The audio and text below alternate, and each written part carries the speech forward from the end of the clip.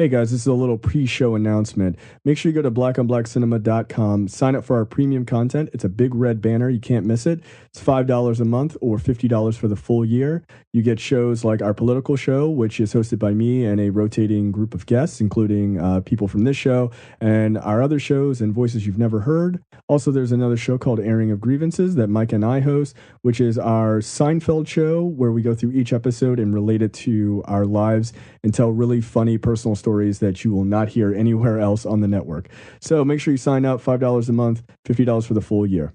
Now on to the show. I have no idea the amount of ignorant mess we're about to get into right now. Sit your $5 ass down before I make change.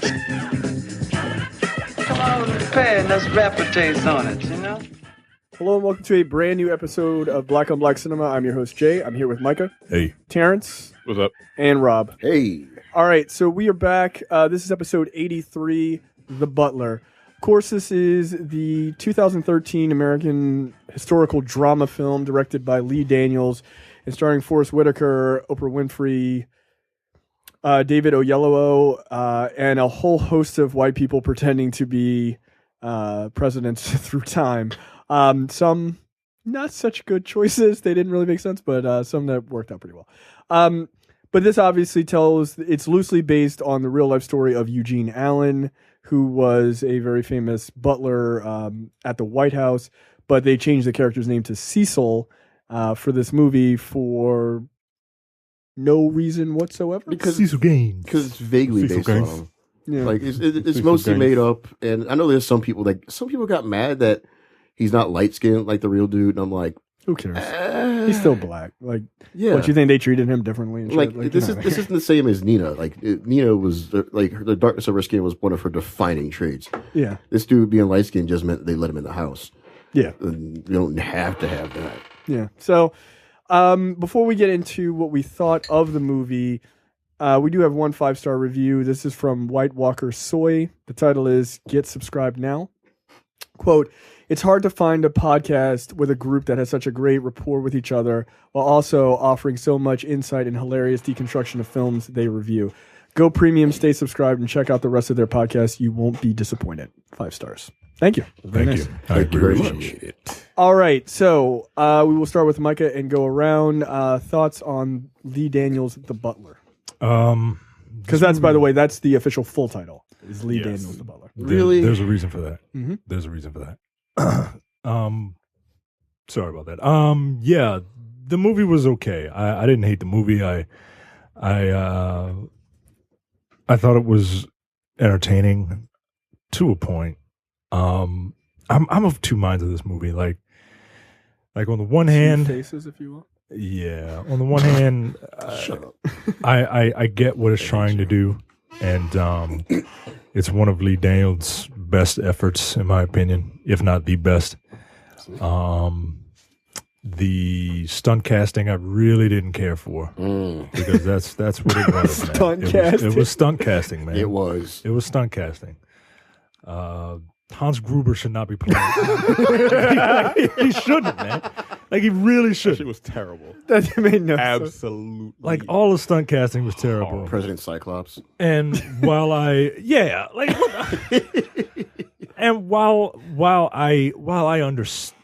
understand what is being said in this movie and the message that it's trying to bring across, like, part of me gets a little hotep with it. You know what I mean? Like the message that I get from Hotep Micah, Oh my God. from Hotep Micah's perspective. No, we is- all got a little bit of Hotep in us. Dude. we all have do. to? Like, we all do, right? Do we have to? And His name is Yada. He's and very this and the Hotep version of me is like, so the lesson here is you stay subservient to this white man for 20 fucking years, and then maybe you'll make it.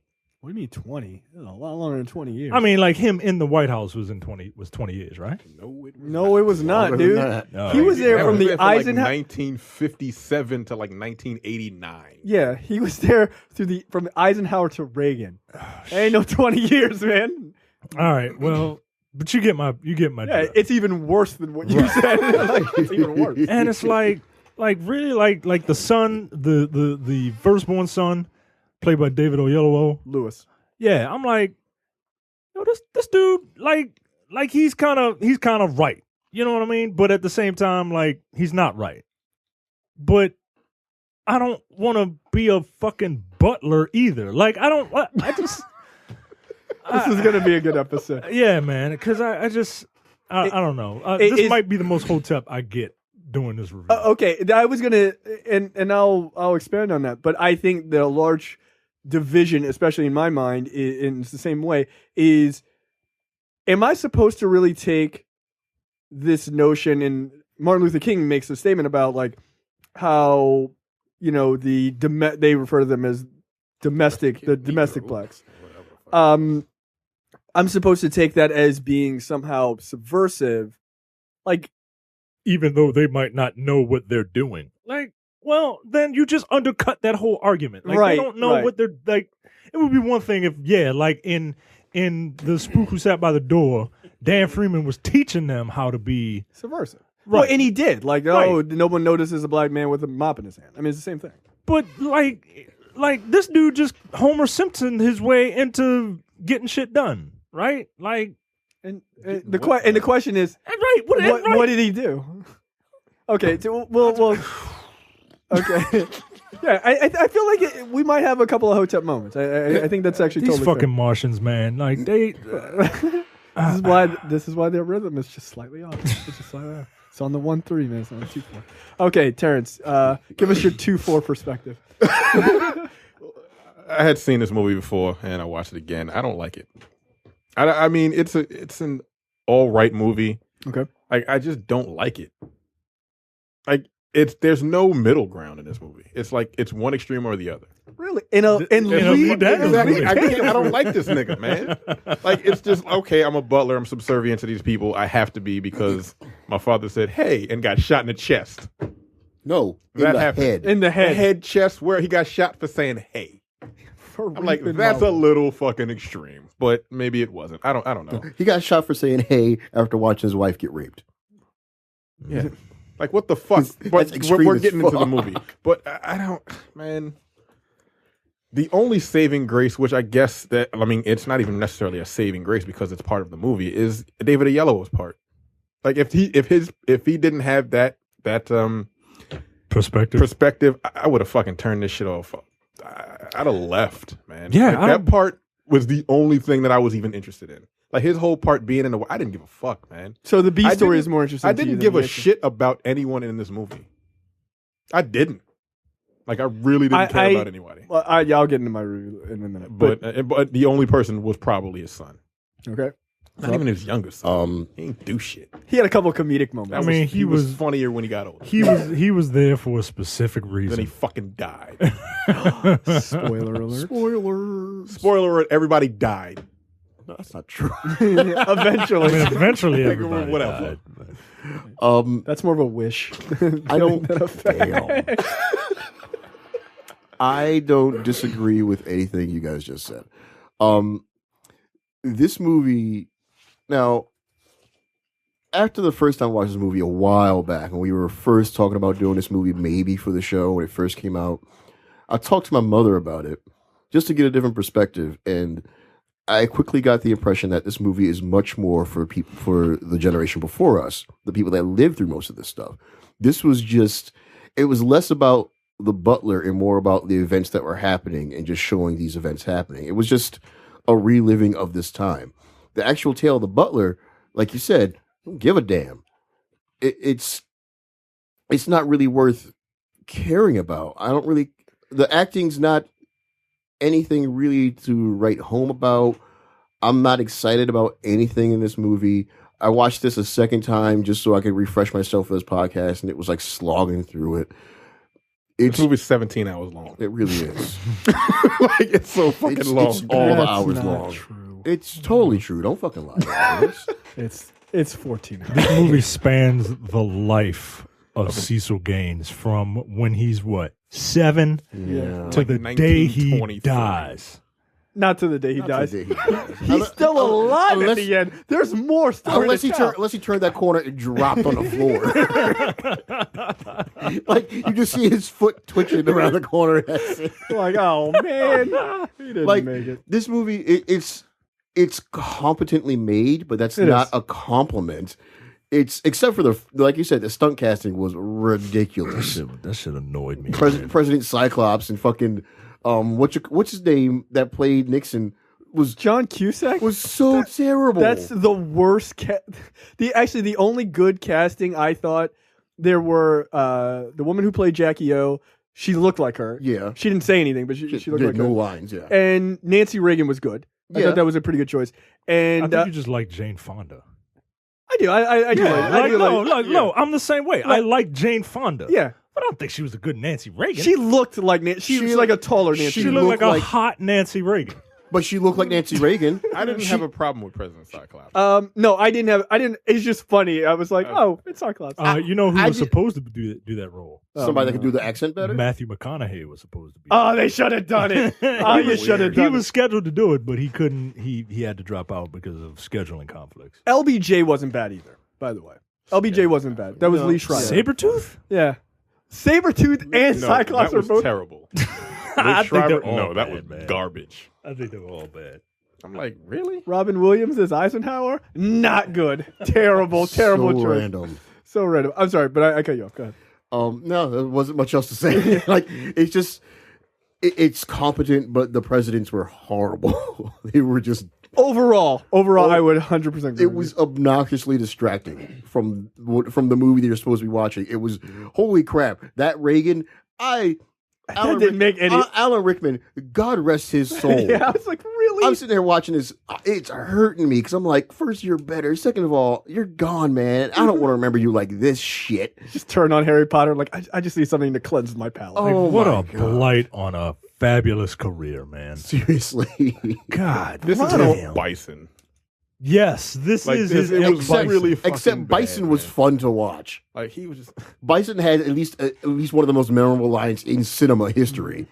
Fair enough. I just Yeah, this movie, I don't hate it. I just don't want to watch it, It was ever like him again. doing Reagan. It was like The Godfather doing Ronald Reagan. I was like, what the fuck is going anyway? And to have David Oyelowo, who goes on to actually play MLK. MLK in an actual good movie of the actual times. Yeah. Look, okay, so what's your score? Out of 5. All right, fair enough. So for me, like looking over Lee Daniels' directing career, he just does I feel like Lee Daniels is the very definition of mediocre. Mhm. I don't think he's had any super standout movies. This movie has a 71% on Rotten Tomatoes. It doesn't surprise me, honestly. No, I feel like that's about right. Like a 65, 70%. But I do think, I agree with Terrence. David Oyelowo's story, Lewis's story, the B story in the movie is far more interesting than Cecil's story. 2, the movie is way too fucking long. Yeah. It's like 2.5 hours. I'm like, look, I'm not saying anything is 2.5 hours unless there's a giant superhero fight in the end of the second act. Okay, spoiler alert. 3, I actually found Oprah's character, Gloria, to be a more interesting character to watch when she was on screen than I did Forrest Whitaker's character. Yep. She had more, it was more up and down. She was emoting with her face instead of with her one eye. See, you're a terrible human being. You know what? No, I'm not that terrible because he can get it fixed and he chooses not to. That's his whole thing. It doesn't need That's to be. his shtick. That's a shtick. Well, then when you cast It's like Jewel. She's rich. She When- can get her teeth fixed, but she doesn't. when you cast a kid It reminds her when she was homeless. when you cast a kid version of him, make that kid have a winky eye That's true. instead of suddenly shifting over to their really poor attempt to make him look young. Yeah, that was not good. I would have just skipped over that altogether. He looked the same age throughout the movie, just with different hair. Look, black don't crack, except he just aged super fast up to a point, and then he just stopped. Yeah. He stopped leveling up. He reached the cap, and then he stopped leveling. But yeah, I mean, the movie suffers from a thing that we make fun of Lee Daniels about all the time, which is its utter lack of subtlety. It has none. There are just giant ham-fisted moments where you go, oh, okay, like, wow, this guy is intimately involved in all of these major historical events. He overhears all of these major historical moments, and he's one of several butlers in the house. That's amazing. It's Black Forrest Gump is what this is. Thank you. That's actually a really great way of saying it. It is Black Forrest Gump. Except he's not donkey-brained, I guess. Maybe. I don't know. But yeah, I thought the movie... Donkey-eyed. You're a terrible fucking human being. Oh, yeah, but I love that terrible human being right now. Yeah. Thank you, sir. I appreciate that. As a person who defended a murderer in the last full episode, I'm fine with it. So yeah, I guess my score for this one, and I think you're right, Rob, by the way, I think this movie is not necessarily for our generation. I think it's for my parents' generation and older. It's parents also for white people, because this thing had 41 producers. 41? Yeah. And are you kidding, or are you like, no, you're totally serious? I'm not kidding. Like, let me see if I can find it. Yeah, the film has 41 credited producers. That's ridiculous. And why? Because this is the type of movie that this is the type of movie that white people want to be associated with, because this movie shows ultimately that a black person can eventually make it if they just keep quiet know your role, and eventually you'll get there. Not only that, but one big thing. That's the takeaway I got from this. Right. But not only that though, and that is 100% correct. But the other big part of this movie is that white people save black people constantly throughout this movie, which drives me fucking crazy. Look, there's some historical facts, right? Like, presidents pass laws and shit like that. But like there are some later scenes with Kennedy that really pissed me off, because look, people like Kennedy, and it's like they look at Kennedy like retrospectively, like, oh, but he was so cool and he fucked Marilyn Monroe. That shit was awesome. Him and his brother were probably fucking doing spit roasting Marilyn Monroe, whatever. Like, that's fine. But facts, actual historical facts, JFK was not huge into like, we need to like help black people with the civil rights movement. He was pushed into that. Like, he wasn't all on that shit on his own.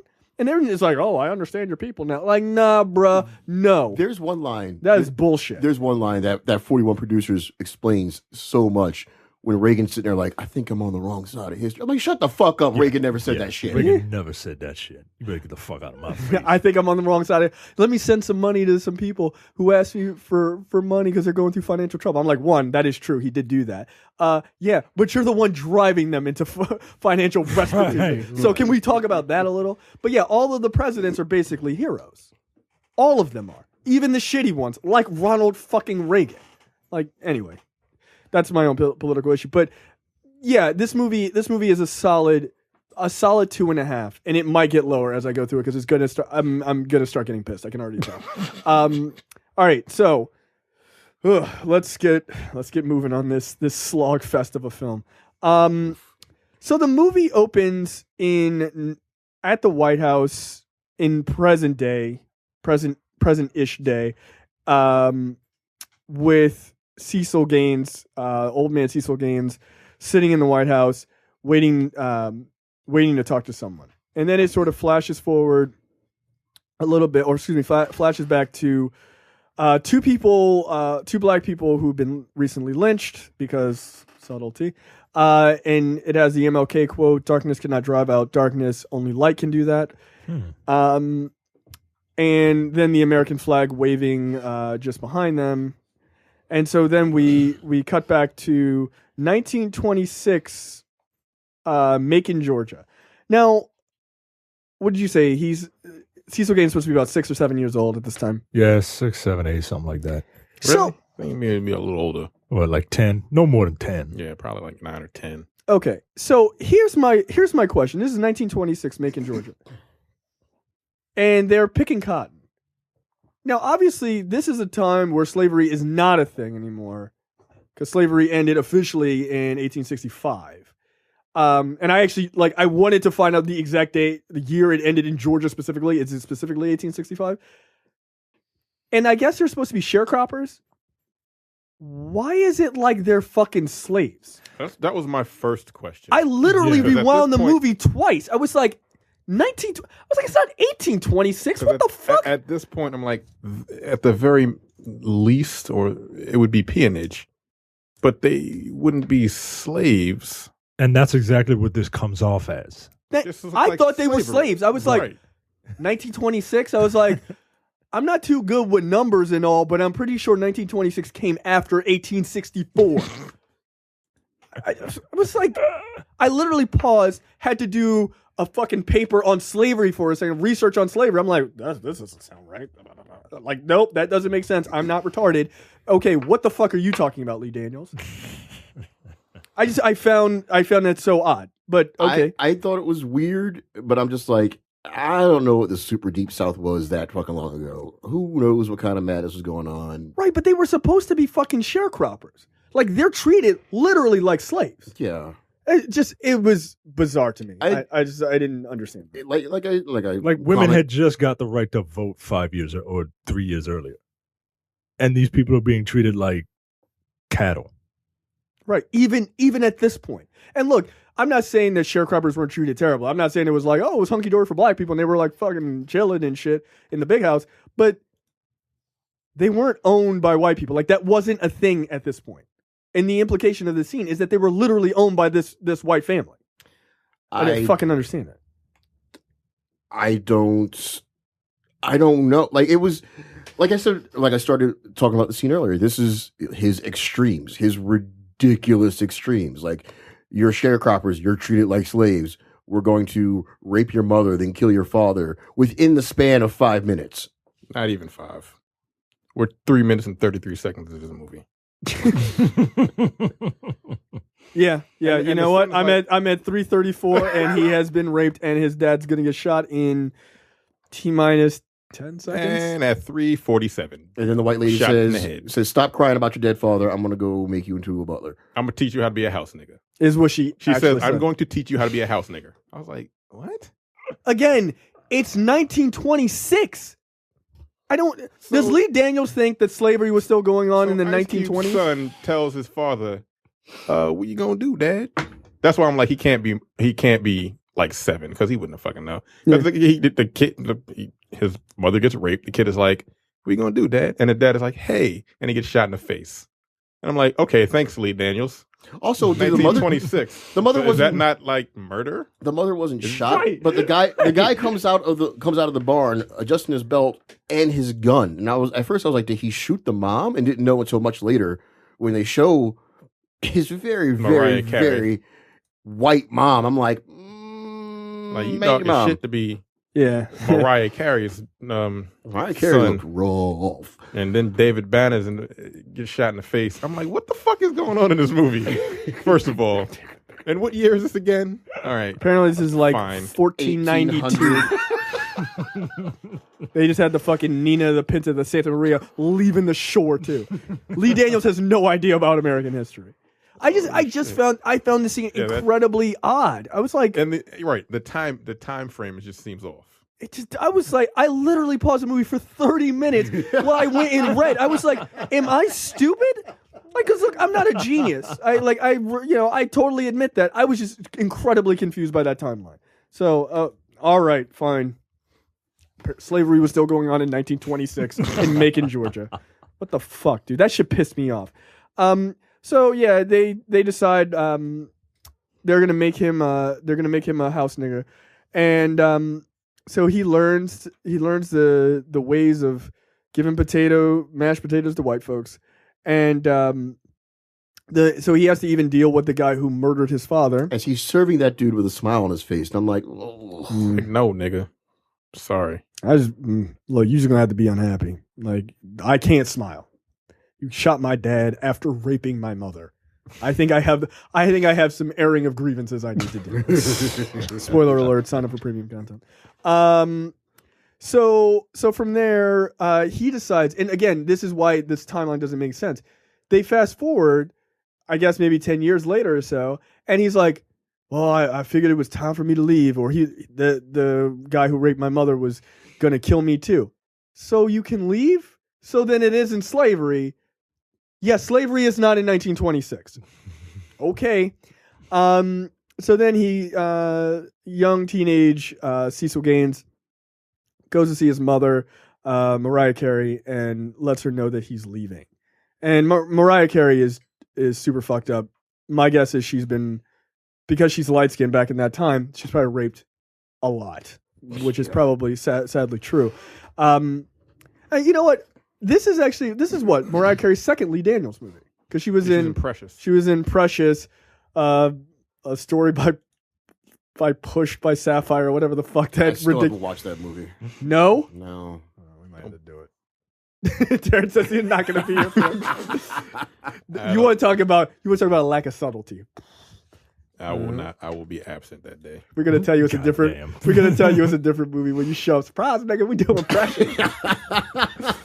Like, don't worry, we got the notes for you. You'll be fine. So he decides like, hey, he's not gonna leave, or he's gonna go.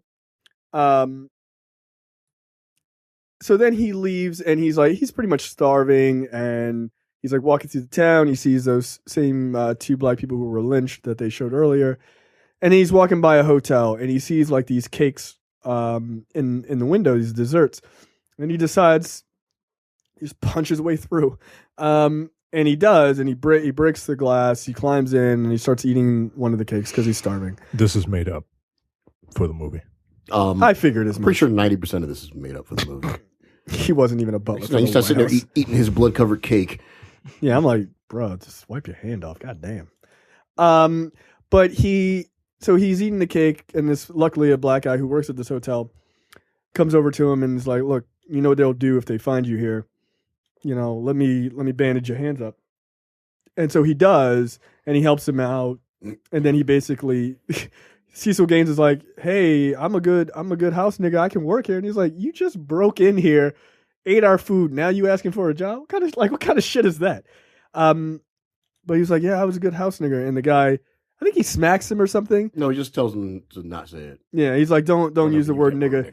That's a white man's word. Which, look, I can't help but think that Lee Daniels is using that as a method to like tell young people, like, don't use that word. Let's bury it like the NAACP. They use it like crazy later, though. So right. I love how older black people don't act like they didn't say nigga like in the 1960s and 70s and earlier than that, since like the 1940s. But, you know, whatever. What was the one line? This nigga say nigga more than I say nigga. Fucking hilarious. You're talking about LBJ. Like, what do you call us? Oh, now we're Negroes. Actually, Cuba Gooding Jr. was quite good. Yeah, I liked him in the movie. Yeah, he was quite good. So he, Cecil becomes the best house nigga this hotel has ever had. And so he's like making martinis and shit, dusting lights, shining shoes, and he's really good at serving. And at this point, we are 10 and a half minutes into the movie, and I hate everything about it because there's no level of pushback.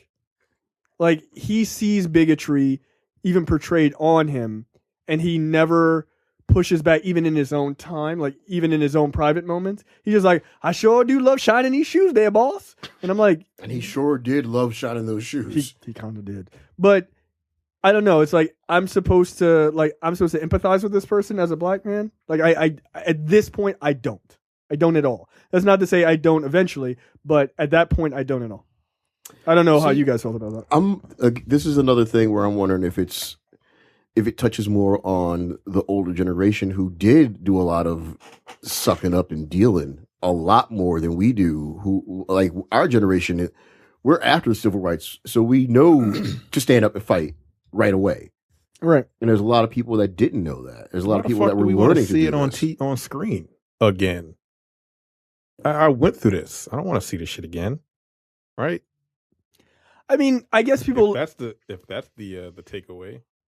I mean, I guess people want to see the triumph right at the end. But what triumph?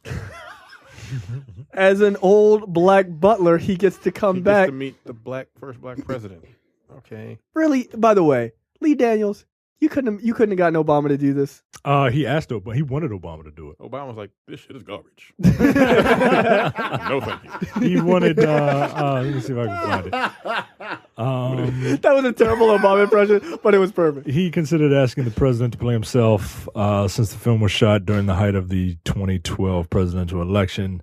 Daniels decided to cast actor Orlando Eric Street in the role instead. I didn't even see anybody. The scene was shot but ultimately discarded. Oh, Well, what's the guy's name? Using the live footage from the real president. His name is Orlando Eric Street.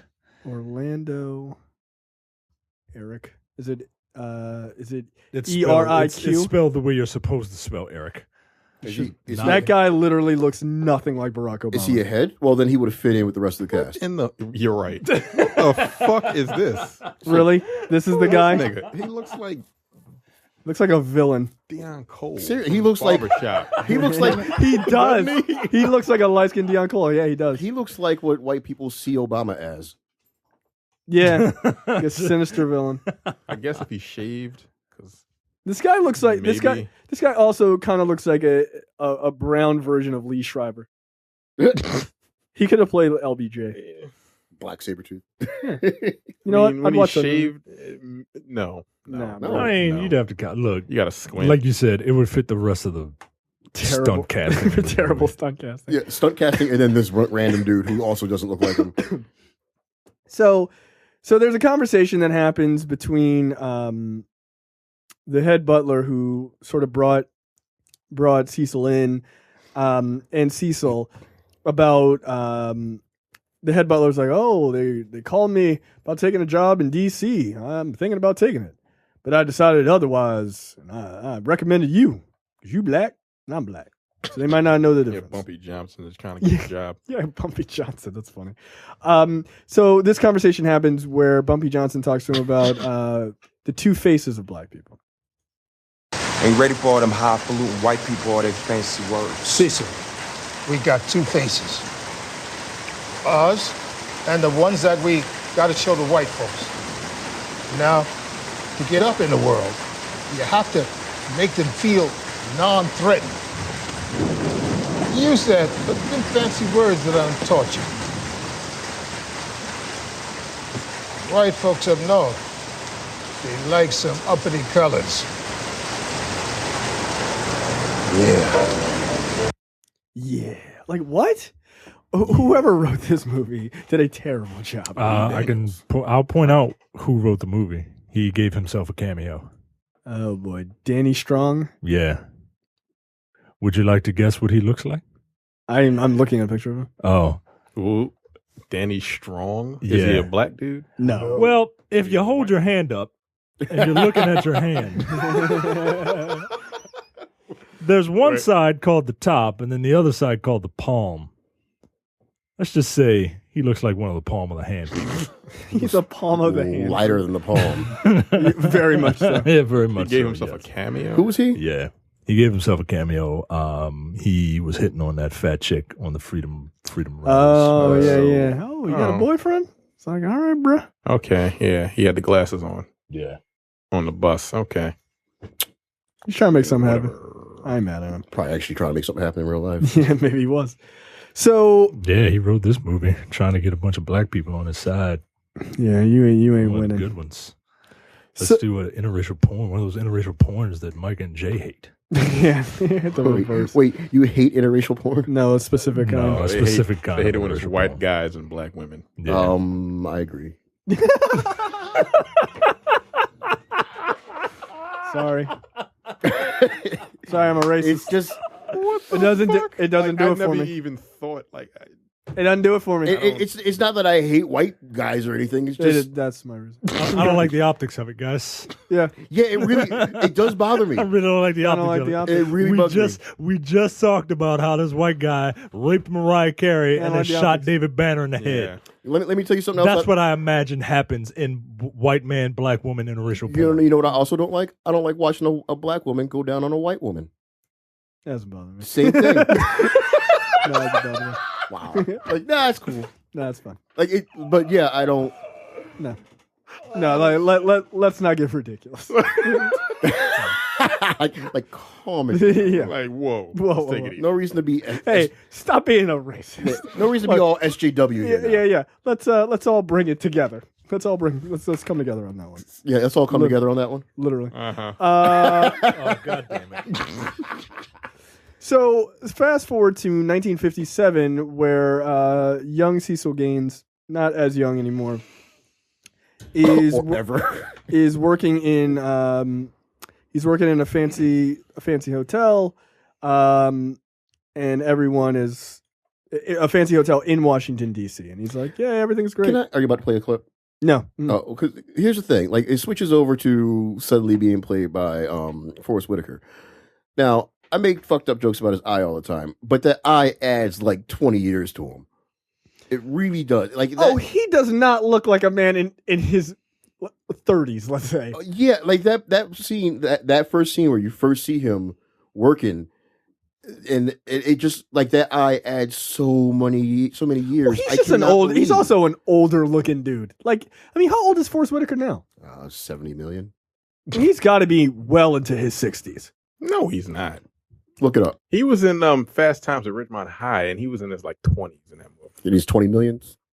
So, wasn't that like 19?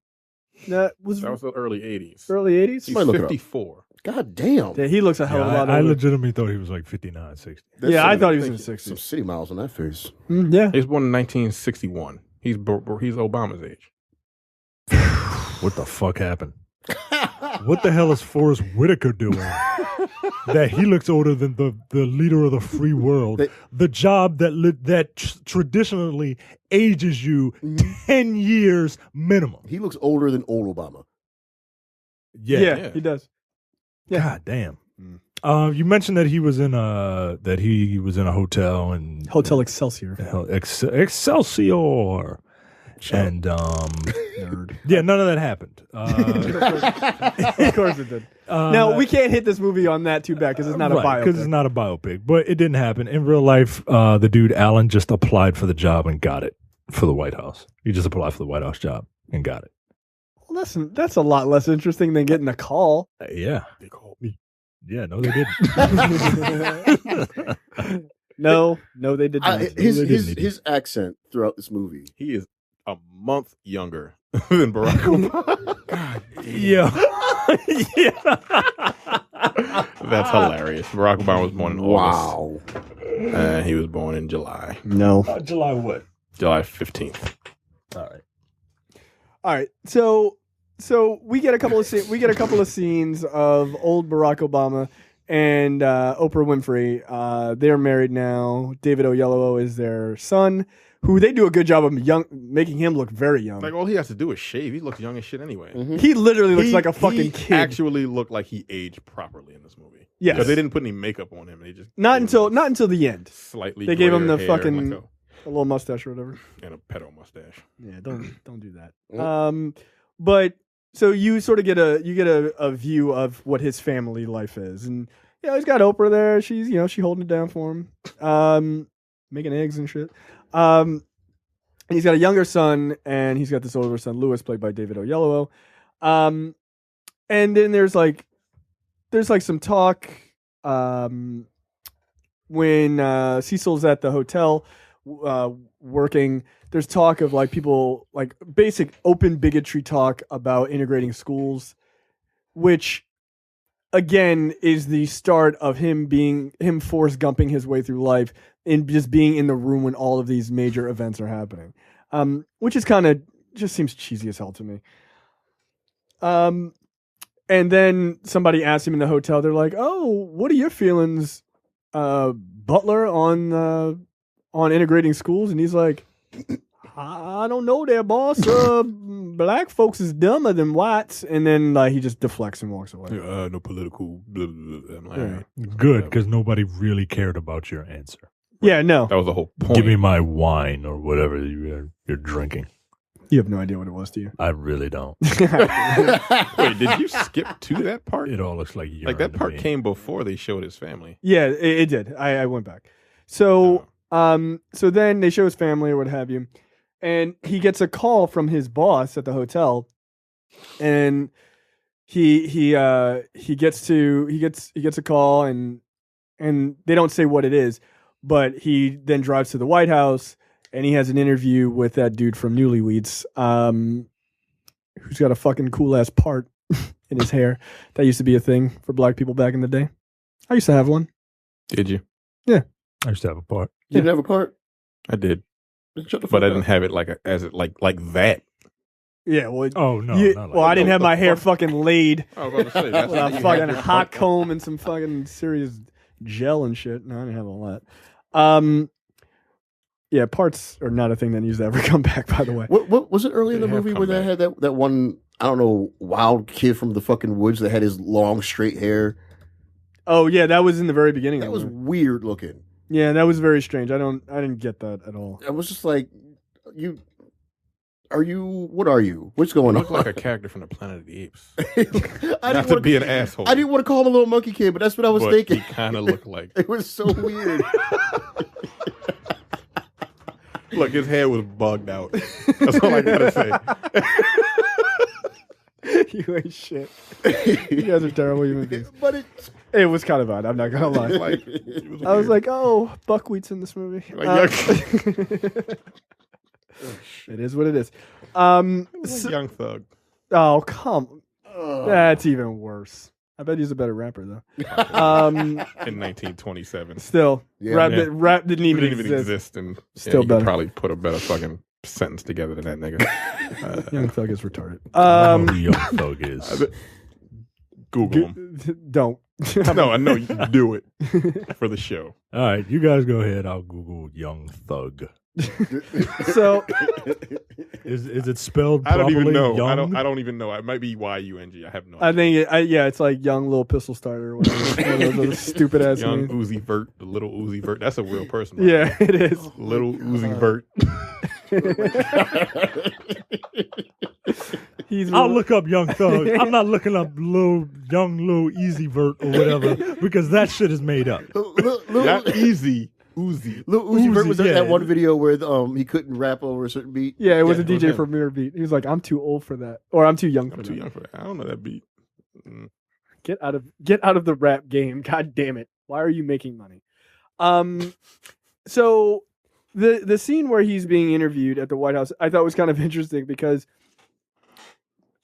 Cecil sees a bottle of like Louis the 14th or something, like a really famous cognac or something like that, and he's like, "Oh, is that Louis the 14th?" He's like, and he starts spouting off all of these things. He's like, "Oh, it's really great," and blah blah blah. And the French have this, this way with cognac and all this other stuff. And the dude ends the interview and says, Nigga, what? You show him Lil Uzi Vert. The guy from doesn't. The Young guy doesn't Thug. end the interview with nigga what? I just saw a picture of Young Thug. Nah, man. Nah. I'm old. "See, I'm old. Exactly. I can't listen to that." Yeah, this nigga's ugly, dude. Yeah, I know he's a very ugly person. So he ends the interview with him saying, "Oh, you're gonna make a good house nigga." Like after all of that, something else after that, and I couldn't make it out. I don't know what he said. oh, I don't know. I listened back like 3 times, and I haven't the slightest idea what it was he said. I'm like, what the fuck? Because they stopped the score to have him say whatever it was, and I couldn't understand what it was he was saying. After the house nigga comment? Yeah, Oh, I don't He's know. like, oh, you're gonna make a great house nigga. I'm like, well, fuck you, nigga. And then the music starts, and then it stops, and he says one more line, and I don't know what the fuck it was he said. It was probably something funny, but I don't know, and it's kind of pissing me off because I wanted to know what the fuck he said. No idea. Cut to a scene at Cecil and Gloria's house where all their friends are over to celebrate the fact that Cecil has made it to the big house and is cleaning the floors for richer white people. So that's something to celebrate. And is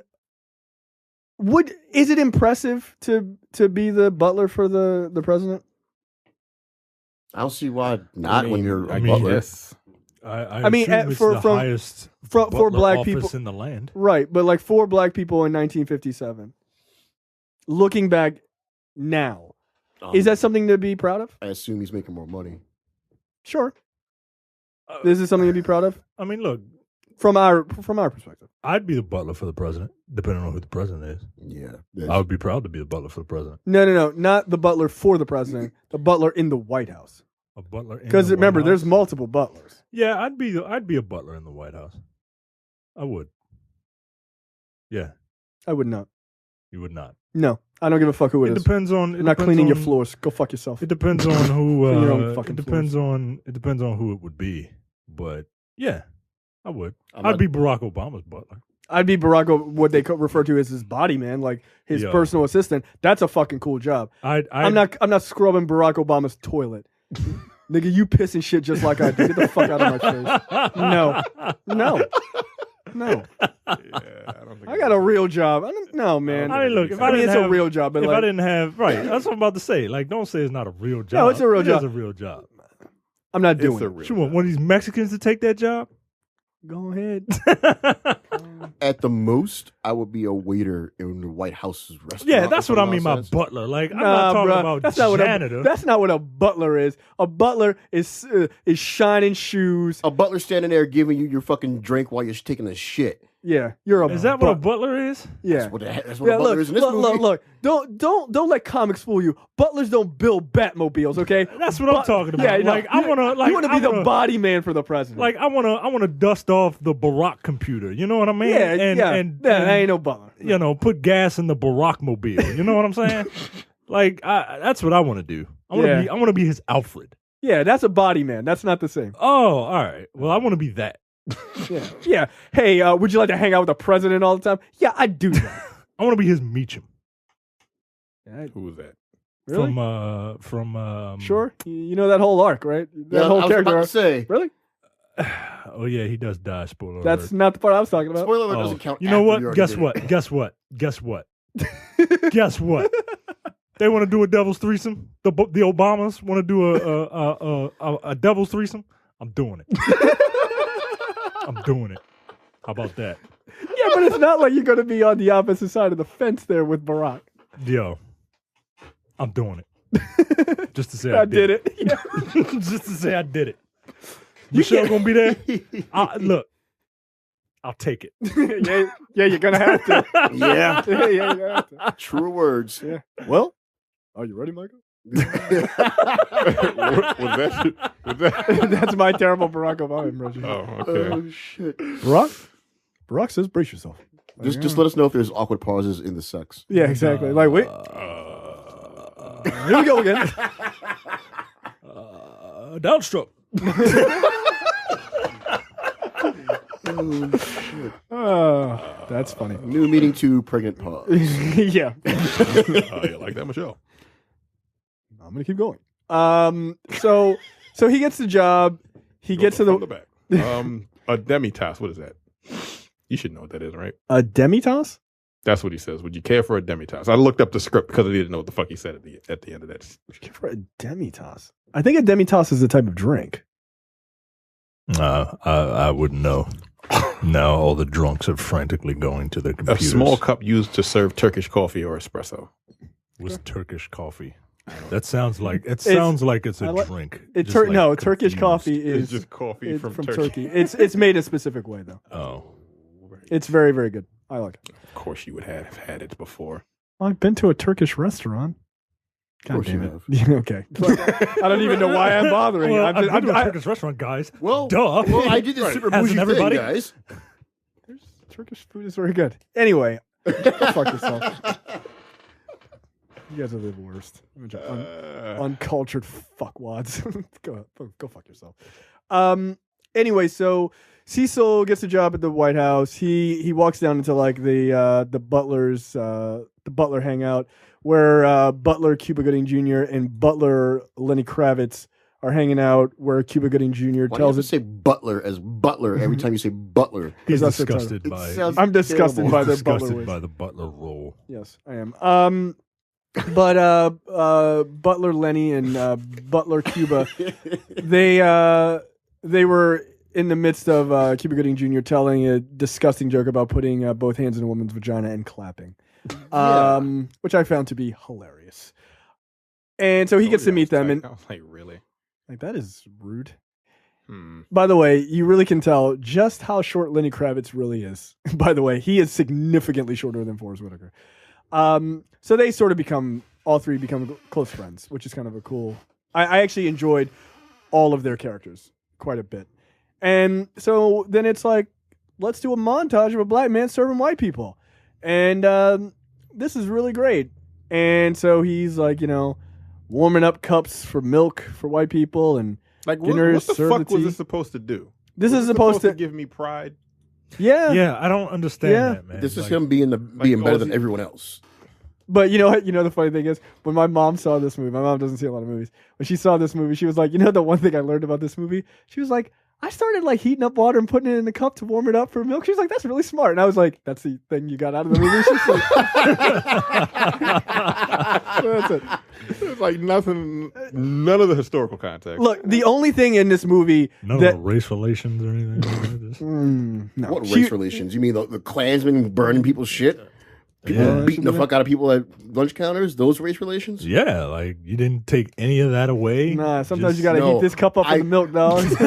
I left those race relations right the fuck there. Now I will say this: there is and we'll have a larger conversation about it in the end. But the whole thing, the sort of culmination of the Barack Obama thing, that was the only thing to me that really made me kind of go, "Wow, what it must have been like to be a black person of his age, to go from what he went through all the way through that time, civil rights, black people just being treated like less than human, all that shit, to being alive to watch the first black president." That's an amazing moment. Like it just is. And that moment to me was really profound in the movie, not because Lee Daniels did it. It's just a great moment in history. Yeah, I mean, but I've had that conversation with older people in real life. I had it with my fucking grandmother on the night that we watched it on TV. So, but it is, that's the one scene for me that like really super stuck out. And that's not even that special. So in this movie. No, it's not. So we get a scene of like, oh, he's taking care of the president and he's meeting Dwight Eisenhower, played by Robin Williams. What? Like they should. Why didn't they get fucking Patrick Stewart to play Eisenhower? That would have made more sense. Because it made sense. He was just going for fun. I feel like he was like, I just want to get as many famous white people in this movie as possible. So they got it financed. No. Yeah, that's exactly how good enough. That's how. Honestly, do you remember the trailers for this movie? Call him Cyclops. What the fuck is his James name? Marsden. Yeah, James Marsden. I almost called him Scott Marsden. Must have been Slim, President Slim. But do you remember the trailers for this movie? Because it was all about showing these presidents off. Yeah. Is this the type of historical black historical movie that white people want, you think? Yes, absolutely. Mm-hmm. It shows, like you said, it shows a fucking Butler. It shows white people. It shows white people that white people hate, right? Klansmen. Nobody likes Klansmen, right? No legitimately reasonable. They're like Nazis. They're easy to beat up. Right, and they're easy to hate. But the rest of the white people in this movie are shown in a very, very positive light. Even the ones that do negative stuff. Even the ones that do negative stuff are like, oh man, am I on the right side of history? It's just, am I on the right side of history? Why didn't you just say no? Like I would have just no, nigga, you're not. You're Ronald Reagan. Trust me. But I guarantee, like this is the reason why this movie is as high as it is in terms of reviews. Because I feel like this movie never. This is people. This is sanitized racial history. Like yes, it really is. People complain. Black people complain a lot about why every time we get a movie, it always has to deal with some sort of horrific thing in our past. Right. And to a point, they have an argument. Like black people can do more than just reenact the bad shit that happened to us. Absolutely. But white people love that shit because it makes them feel good because now there has been progress. And look, you'd be lying to yourself if you're like, it ain't enough progress. Like, it's a lot of progress. There's a lot of progress. This movie is shitty. This is a 2 now. As shitty as this movie is, in a lot of ways, you cannot argue the level of his mother being raped and his father being killed to Barack Obama is the president And like, there's white people and black people hanging out in front of his house, and they're, his son is running for Congress and all this other shit. Like, you cannot argue the arc of their lives. And this is what white people love, and this is what white people think when they think, wow, we live in a post-racial society, because overt racism doesn't exist anymore. They went from slavery to president. Right. In one lifetime. But they don't see covert racism. Right. Like, they just don't. I mean, there's a lot of, like, one of the things I find the most frustrating, and this is jumping ahead a little bit, one of the things I find the most frustrating about this movie is here he is working in the White House this whole time. They're like, oh, Cecil, you so good, boy, blah, blah, blah, blah, blah. He doesn't get to come to the White House with his wife until the 80s. He's been working there since the 50s. That's crazy, dude. That's crazy. Oh, and Ronald Reagan's the one who got him his raise. Because of course. Because of course. Yeah, Reagan. Fuck this movie, dude. You're welcome. That was a better Reagan. That was right. It was better than fucking Hans Gruber. Oh my god. I killed Dumbledore. Like, come on. So, I guess one of the things that really bothers me is, and I think this is supposed to be the point, but they do such a poor job with the movie. Cecil is supposed to be not quite understanding the things that are happening around him. Meanwhile, Lewis is totally understands it. And like the things are being kind of thrown in Cecil's face. But I feel like Cecil sleepwalks his way through the civil rights movement.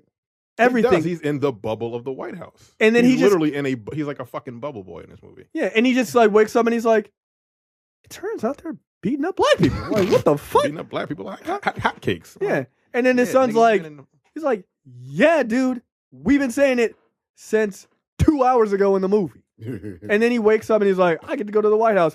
Wait, this doesn't seem right. I quit. Oh, I got arrested. End of movie. Like, huh? Right. His character, his arc, like the turn in his arc comes at the 2 hour, 10-minute mark. It does. And this movie is 2 hours and 29 minutes, and 10 minutes of it are fucking credits. Thank you. I'm sad now. So spoiler alert, we record 2 episodes at a time, right? We normally try to do a lighter movie like the last movie we did, and we try to do a serious movie. Somehow I feel like this is the movie that will get clowned more. Like, I feel like it will. And that's really frustrating because this was supposed to be a fucking serious film. Like I said downstairs. I said it. That's not a word, but I said it. I made that guttural noise. How do you spell that? Wasn't that my score? Yeah, I believe it was. N-H-H. I don't fucking know. How do you spell that? I don't know. It's 2 N's. Like, I'm telling you, I don't. Look, Lee Daniels, you really need to step your game all the way up. Or just turn it off and go away. One of those. I will also accept that. So we fast forward to. So we're all in agreement that the Butler has no arc. No, he does. It's not even. No, it's not. He's got a spike. It's more like it's a spike. It's more like a candy Boom, cane. boom. You know what I mean? Like, it's all right, movie over. Yeah. It doesn't even get fully realized to make it to the bottom. Right. Yeah, you're 100% right. So we fast forward to Lewis getting accepted to Fisk University, a famous HBCU, and he decides to go there. Must have been the I'm sorry. You're gonna say something terrible about HBCUs? No, that's my job. He said Fisk University. I was gonna say it must be the oh crap. Are you gonna make a kingpin joke? Yeah. God damn it! I just completely screwed up because I can't remember the actor's name. Vincent D'Onofrio. No, in the movie version. Oh, Michael Clark Michael Duncan. Clark. Yeah. Oh, I should have had a fucking statue out front of him. Like, oh, that poor big guy. So he goes off. He's going off to Fisk University, and Cecil doesn't say anything until right before he gets off the bus, and he's like, "Why don't you go to Howard?" Like, what kind of black dad shit is that? Like, you mentioned it beforehand. Like, what the fuck? So he's like, "No, you should stay closer." And Lewis is like, "It's far away. That's the point. Like, I gotta go." And so he gets on the bus. And he goes off to Fisk University, and Cecil is worried, but he has literally he has no understanding of how to communicate with his son. Like he's completely inept. And that is a part of his character throughout the entire thing. Until his spike at the end, and then they figure it out. Spoilers. So then we see a scene with Butler Cuba, Butler Lenny Kravitz, and Butler Forrest Whitaker sitting there trying to make a bread or something like that. Make a bread. I don't know what they're doing. All I know is Cuba Gooding Jr. said you got to put a little titty on it, a little nipple on it, which was fucking hilarious to me. And then John Cusack comes in. I'm like, who's John Cusack supposed to be? And they're like, hi, I'm Richard Nixon. I'm like, why is John Cusack saying he's Richard Nixon? Because you would never have known. They gave him a terrible prosthetic nose. Like, that seems off. And I'm like, John Cusack is not Richard Nixon. Like, that makes no sense. That is the worst casting. He's like, he's a young Nixon. Nah, bruh. Like, no. Nope.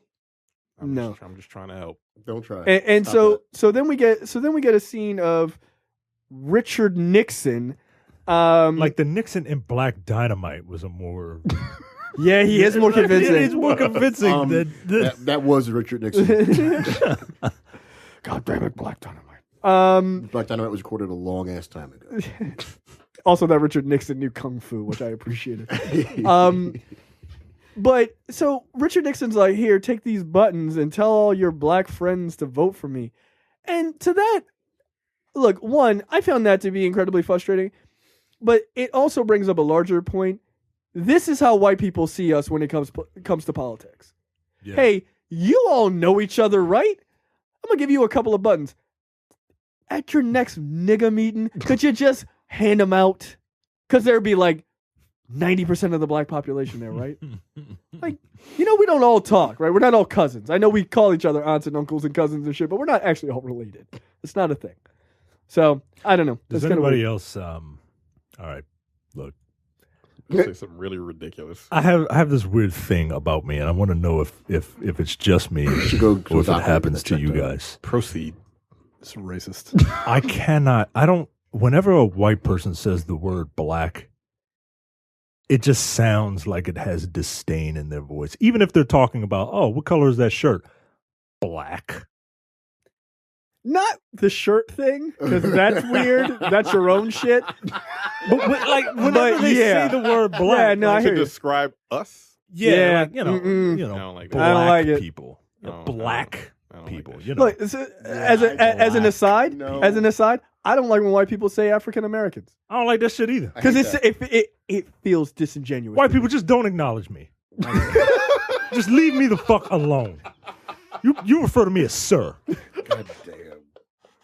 Excuse me, sir. Not excuse me, African American sir. No, just say black. Okay, Mr. Black Man. Like, no, you fucked that up too. Honestly, I wish everybody on the news would just say, they always say African American, and it makes my skin fucking crawl. Because it's not, you don't call black people that. You call them black people. Just say black. Yeah. But don't say black. Black. Yeah. Like, if they were having a hairball every time they said it, I'd be upset too. That's what I hear, though, man. Maybe they're just disgusted with you. That's what I hear. Man. That is possible. I mean, look, that is clearly possible. Look, I think I've said this on the show. I hate the term "the blacks." I hate it. That's just offensive. Your next president refers to us as the blacks. The blacks. I have a great relationship with the blacks, and I was just like, and I'm out. Nope. No, don't refer to us as the blacks. Yeah. I was watching a long time ago. I'll never forget this. I was watching The Amazing Race, right? And they had remember that fucking great season. And they had a family, like they always have one. Yeah. They always have one black family there, right? And the black family's name, their last name, was Black. So that every time, and they refer to, like, if my family was on there, they would say the Pains, right? And when the black family was on there, they refer to them as the Blacks. And it's just this black family there. Yeah. That shit, I was like, what the fuck? What the fuck is going on? Like, did they purposely do that? Of course they did. Of course they did. It's fucking ridiculous. Well, it was funny. It was funny because there was a great episode of that. Because I watched that season where they showed up last, and like it would be like the Smiths, Smith family, you're the last to arrive, and it was like Black family, you're the last to arrive. You're off the island or whatever. But yeah, that shit was funny. The Black family called the Blacks. Oh my God, no. So that's when it was justified, but it is funny. So we cut to a scene of Lewis in college at Fisk, and like this black chick is like kind of checked him out a little bit, and you come to find out, they meet up later, and he's like, "Oh, I'm here for so and so meeting." She's like, "Oh, let me take you downstairs to the black soulful meeting," and she takes him down to this basement, and it's what's the name? What's the guy from ER or what have you? Jesse so and so. Grey's Anatomy, yeah. Grey's Anatomy, right. So he's there and he's giving his speech about Was he supposed to be like a Huey Newton analog? I don't know. Kind of look like him. I'm like, what the fuck is going on? Maybe. I mean, look, this is a Forrest Gump sort of thing, so I wouldn't be surprised. I would have shit my pants if they went down there and Bernie Sanders was leading the meeting. Oh, no shit, son. That would have been hilarious. Oh, Lee Daniels would have done it too. He don't give a fuck. Make black people. Wait, who was he again? Who was this guy? He's from Law and Order. Law and Order. Yeah, like originally, like that. He's an actor on Law and Order. The light skinned dude. Yeah, or Grey's Anatomy. I'm sorry, not Law and Order. He's on Grey's Anatomy. Like Jesse something. Jesse Williams. Yeah, Jesse Williams. Yeah, that's him. I know. He's an activist. I didn't even realize that was him. What was he cast in recently? Yeah, he's like. I forget, but it's something like major role. Yeah, women love that nigga. Apparently. Oh, like he's a smart guy. He's an activist. Guy. He's like a serious activist. And they want to get in his pants. Oh, he's a good-looking dude. He's probably going to play a psychopath in his next movie. Yeah, I'll root for him. Laura loves Grey's Anatomy, and that's her boyfriend. Oh, really? Yeah. So. I've never seen not 1 second of that show. That show is so addictive. It's like any other of her shows. Fucking Shondaland. That shit will suck you in. Not today. Not ever. So he's like giving this speech, and they're talking about doing lunch counter sit-ins. And so they're obviously in Georgia, and there's the colored section, and then there is the white people section. And so these students from Fisk go and they sit in the white section, and they're like, "Oh, we want to be served." And David Oyelowo is there doing his young Martin Luther King shit, and even like the black people there are like, "Oh shit, boy, y'all gonna get fucked up." And the white people are pretty much saying, kind of saying the same thing, except for like kind of out loud. And then shit gets real. And they cut to the kids learning how to deal with people messing with them and all this other stuff at the lunch counter. They're practicing. They even have like a white guy there, and he's like, I don't feel comfortable saying the word nigger. And they're like, "Say it, white boy." And he's like, "Say it from your heart. Say it from your chest." And he's like, "I kind of enjoy this. This feels good." And he took to it real quick, didn't he? Yeah, I don't want to say nigger. Oh, sorry, sweating. Guys. Tears of joy. Felt good to get it out. So that was a lot easier than I thought it would be. Thanks, nigger. Right, bro, we out of the basement now. Calm down, Jack. Oh shit. I thought it was cool for me to say. It's not cool for you to say. So like all these white people are yelling at them, and then it's into the evening, and they think they're like, "Oh, it's going pretty well." And there's like a cut back and forth between like a state dinner at the White House where Cecil is, taking care of the president and all these other white folks, and then cut back to his son and his friends getting absolutely harassed by these white people.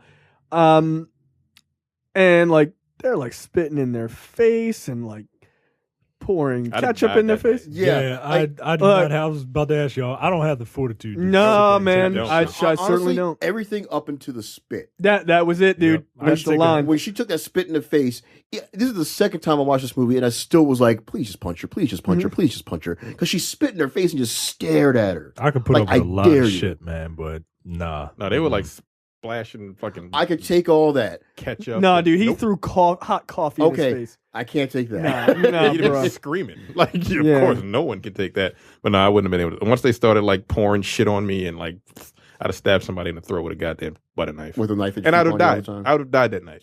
They'd have murdered me that night because I wouldn't have been able to do it. Well, look, not even with the practice in the basement. I'm like, nope, can't do it. Practice in the basement ain't shit because it's like, all right, like that one girl crying in the basement. I'm like, shut the fuck up. No, but she's the one who took the fucking spit take in the face. She did. Nah, bro, it wouldn't have been me, man. But look, this is the thing. People talk about a lot of stuff back there. Oh, I'd have been able to do it. Fuck no. No, dude. I do like the one white dude that was there with him too. He stayed there too. Yeah. Well, they fucking harassed and kicked his ass too. Mm-hmm. They're like, "What are you, a nigga lover?" And fucking threw coffee in David Oyelowo's face. I'm like, man, look, no. Where was his scars at? Like scalding coffee. It's not necessarily going to scar. It's not like that McDonald's lava coffee from back in the day. Yeah, no, they knew better than that in the fucking 1960s. But yeah, no, man, I'm not that tough. Like, I'm just not. Like, look, one thing you cannot say, and I hate when people diminish the shit that these people went through. Dude, most people are not that fucking tough. Most people back then weren't that fucking tough. And they dealt with way more shit than we ever have to deal with. See, I'm just that petty. I'm that petty in that you're doing all this shit to me, but I'm just amused. I would just be amused that it's pissing you off so goddamn much that you could throw all that shit in my face. It's just amusing me. Up until the spit. When the spit happened, I would have grabbed her by the throat so fucking fast. Yeah, you know she spit in a woman's face. she knew better. Like, no. Because if shit went awry, they'd thrown you through that bar. Like, are you kidding? No, man. Yeah, the spit, I would not have been able to control myself. Like, me and Terrence would have died that night. Yeah. I would not have been able to control myself. I would have died before the spit. Well, yeah. Like, as soon as some fucking ketchup would have made it in my mouth, I'm like, well, it's time to go. I honestly don't think Terrence would have made it to the restaurant. They walk, You're probably right. So they walk in the door. Nigga, like, already done. Gotta throw a fucking chair. Like, fuck you. I have to deal with this shit. Like, Terrence, that's not what we were practicing. Like, yeah, fuck the lessons. Like, oh, I'm sorry. I just got carried away. Everybody sitting at the bar, nice and quiet. Everybody's fighting Terrence, paying no attention to other people sitting at the bar. 40 angry white guys trying to take Terrence out. They would have killed me. I'd have died. Because you would have been blacked out. You wouldn't have known what was going on. Nah, I'd probably be dead. No, they'd have killed you, though. They'd have killed me. I'm fully ready to accept the fact that I would have died that night. Eventually. I guarantee you would have taken some out. Somebody's getting taken out. But I'm going to die. Because I'm black in the 1960s. I trust you'll take some out with you. Somebody died. I believe in you. I got to stab that bitch in the throat. Like, she spit on me. Nah, don't spit on me. Right, and she hawked a big ass loogie too. Yeah, that loogie would not have come out of her mouth. Fuck that. You bam, throat punch. Fuck out of my face, man. You don't spit on somebody, man. Choke on her own spit. You don't spit on somebody. Oh, by the way, I'm sorry. They are in not Georgia, in Tennessee. I apologize. That's better. I don't even know the difference. Back then, there was no. It was Nashville, Tennessee. It certainly was not. Nashville, Georgia. Whatever. Same thing. By the way, the former name for Fisk University, the Fisk Freed Colored School. Of course. Freed Colored? Mm-hmm. It's just a lot of did on the end. Yeah, exactly. Founded by or named after Clinton B. Fisk, an American Civil War person, I think. Who cares? Anyway, fuck that war.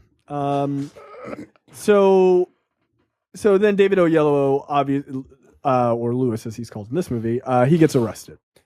He spends a month. He gets sentenced to a month in jail, and we watch as Cecil comes down to see him to watch the trial or what have you, and they have a conversation outside the courtroom, and you even see Cecil drinking from a colored fountain instead of a white only fountain. So does he have when no one's there? Did the son exist? Yes, both sons existed. Was his son a fucking parallel to John Lewis? Because that's what I got out of this movie. He mentions John Lewis in the movie. The sons is John Lewis in the movie. The sons were depicted as, spoiler, having died in Vietnam, and the other joining the Black Panthers in real life. One son went to Vietnam and survived, and went to work for the State Department. Why do you change They don't talk that? about the other one. Why change that? Because for emotional stakes. Yeah, for having them die. Just but it wasn't very emotional. cheap, very Thank you. cheap I didn't give a emotional fuck, stakes. man. No. Like, there's nothing about it that the problem. The thing is, at that point in the movie, Cecil's very happy, and then he gets the news that his son is dead. Oh, right, because it's on his birthday. Right. Yeah, everything fucking happens. What is this, Mississippi damned? Jesus Christ. You got into Harvard. Spoiler alert, your aunt gave you $25,000. Yay! She died of a diabetic coma minutes after she gave you the check. Well, fuck you then. That literally happened. I don't know if you watched that movie. I didn't watch. You should. You should watch it. Should I? Because I'm pretty sure I shouldn't. I don't think. Not on a day where you're sad. I can tell you that. Yeah. Jump off a fucking bridge. If you having a bad day, like, don't watch that movie. Yeah, don't bother. Yeah. You having a good day? Don't watch that movie. It'll fuck your day up. I'm downstairs crying at fucking 10:30 in the goddamn morning. Get the fuck out of my face. I did like the way he I like the responded. movie, but Jesus Christ. I responded to the way that he made you cry. Yeah, dude, some pretty fucking rough parts in that movie. I like the way he responded. Is fucked up, dude. I like the way he responded to the officers that came to his door. He's like, "Got the wrong You house." got the wrong house. I'm like, "It's legit." Like, no, Yeah. I'm not accepting this shit right now. And the one dude looked like Donald Faison. I looked it up. It's not him. But I swear to God, I was looking for that lip bowl. Look, as far as I'm concerned, with stunt casting, it was Donald Faison. So where am I? Okay, it's 1960s. Blah blah blah. 30 days in prison. Okay. Then we get Lewis joins the Freedom Riders, and then Kennedy is president. Yay! President Cyclops is around, and then again, this is another Forrest Gump moment. Cecil's like working for Kennedy, and then he comes home, and he just so happens to be reading about Addison's disease. They're like, she's like, oh, Gloria's like, oh, who has Addison's disease? And then it cut to the president. Oh, gee. Spoiler alert. John F. Kennedy had Addison's disease. All right, Forrest. Spoiler alert, that's not how he died. You know, there's actually a theory Yeah, thank you. Spoiler alert. There's an actual theory that Kennedy planned his own assassination because he was suffering from Addison's disease so badly. I'm like, who believes that? You know, everyone knows it was aliens. There's a really good theory about who actually killed him. Yeah, it was Ted Cruz's dad. Obviously. I watched the news. There's a really good one that the kill shot actually came from, like that Lee Harvey Oswald was up there shooting him, didn't pull off that many rounds. The kill shot came from the Secret Service agent behind the car that had a rifle for no good fucking reason and tripped. And there's a lot of evidence that actually supports it. Oh, really? I never heard of it. Secret Service agent did a fucking Homer Simpson and put a bullet in his fucking head. Because Lee Harvey Oswald was up there shooting. Didn't get off the number of shots, as they say, is next to impossible. Right. And like there was one bullet hit the ground and ricocheted and hit him in the wrist. Another one actually kind of went in there, and the way the car was set by level, like the magic bullet actually isn't so magic, and because the seats aren't level with each other, and the way people were positioned, and it makes sense that it happened. And then the kill shot came from behind. From this guy that had a rifle, had no business having a rifle, and also explains why people heard a gunshot from that direction, and he fucked up and shot it, and there was a cover up because Secret Service just killed the president. Yeah, I'm like, that's one of the most realistic, not going way out of the way to explain this shit theories. I have to read up on that. That's kind of an interesting theory. Yeah, I still think Scott Bakula just didn't get back in time during Quantum Leap. It's one of my favorite episodes of that show. That one when he played the donkey-brained kid. I'm retarded. Like, whoa, yeah, he was like, I'm a retard? Like, oh, come on. Wow. Have you ever seen that clip? Yes. Like, it's a guy, he's a guy with Down syndrome. Yeah, like, it's an actual clip from this show. And he looks in the mirror and says, I'm retarded. Yeah, wow, the 90s was not expensive. They were shit when they made that show. It was not okay. Dude, you can find that clip on YouTube. It's hilarious. I gotta find that shit. That sounds so fucking hilarious. It's so terrible. It is really funny.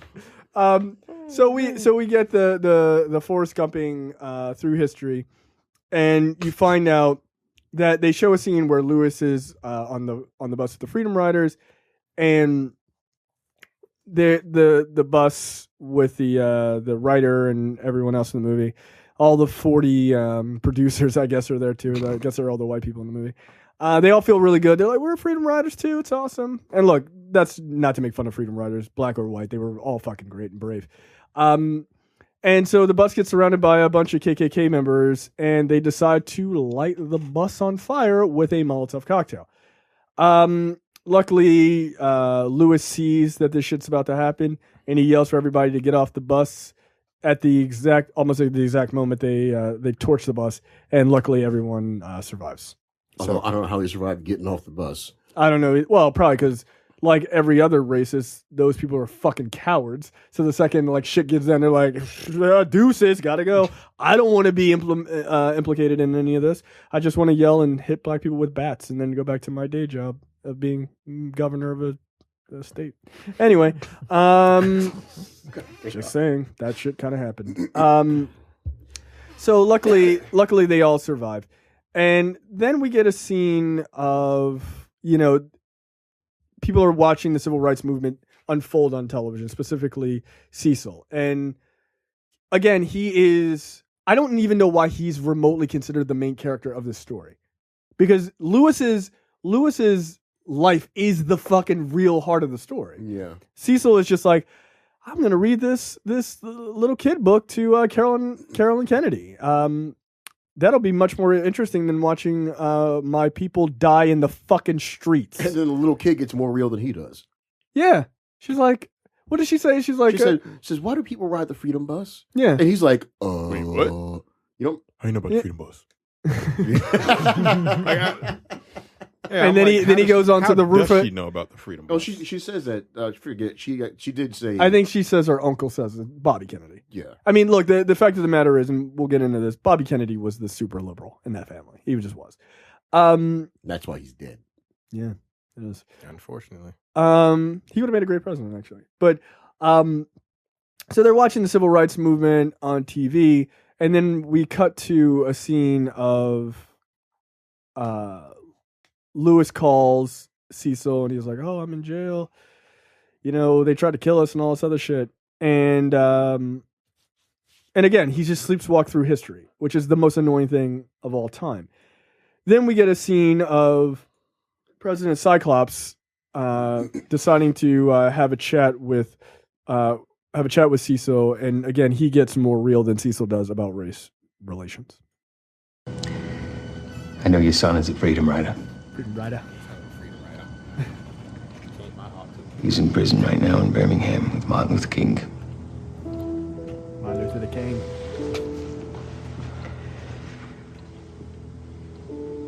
You know how he is, sir? I'm guessing he's pretty beat up. Based on his record, he must be used to it. Cecil's been arrested 16 times over the past 2 years. Yes, sir.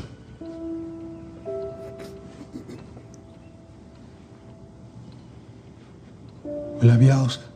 No, that's it.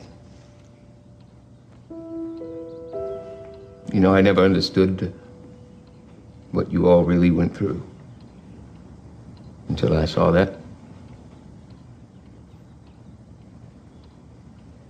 My brother says these kids have changed his heart.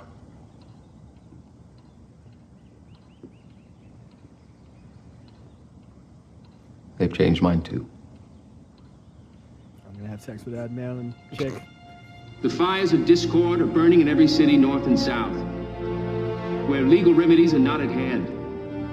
Redress is sought in the streets, in demonstrations, parades, and protests. I'm therefore asking the Congress to enact legislation giving all Americans the right to be served in facilities which are open to the public. Hotels, restaurants, theaters, retail stores, and similar establishments. This seems to me to be an elementary right. Its denial is an arbitrary indignity that no American in 1963 should have to endure. But many do. A great change is at hand. And our task, our obligation, is to make that revolution, that change, peaceful and constructive for all. Those who do nothing are inviting shame as well as violence. And the Cecil Gaines character did nothing to spark this. Like the son and the son sacrifice, the things that the son was doing are the reason why this happened. Yep. So what the fuck is Cecil doing? Sleepwalking his way through history. He's fixing the president coffee. Yeah, but like I think excuse me. I think one of the things you're forgetting, and this is actually rather important to Cecil's storyline, which is he heated the cup with hot water before he put milk in it. God damn it. What do I spy with my optic blast? Is that a heated cup of coffee? Oh my God. That's pretty good. That's pretty good. I love that accent. It's one of the best impressions because it's so over the top. Yeah. Like what's the mayor from Mayor Quimby. Yeah, Mayor Quimby. Yes. These sons of bitches from Shelbyville. Too bad Cyclops does a terrible fucking job of it. Yeah, I kind of wanted more of that accent. Because he does the accent sometimes, but he just kind of he'll trail a sentence off with a like. Yeah, he can't hold it. Like you can't hold it long. And if you can't hold it long, like, hey, I'm just gonna sit here and talk bad. Like, just like just add it in. That's fucking funny. I spy with my optic glass. God damn it. That's funny. I can't even do it. So of course Kennedy does something good. Kennedy assassinated immediately. Because look, we got 55 years to get through here. Let's kill these presidents and move the fuck on. That's how it works. So now Cecil is working for LBJ, and you also find out Gloria has been fucking Terrence Howard for some god fuck awful reason. Has she?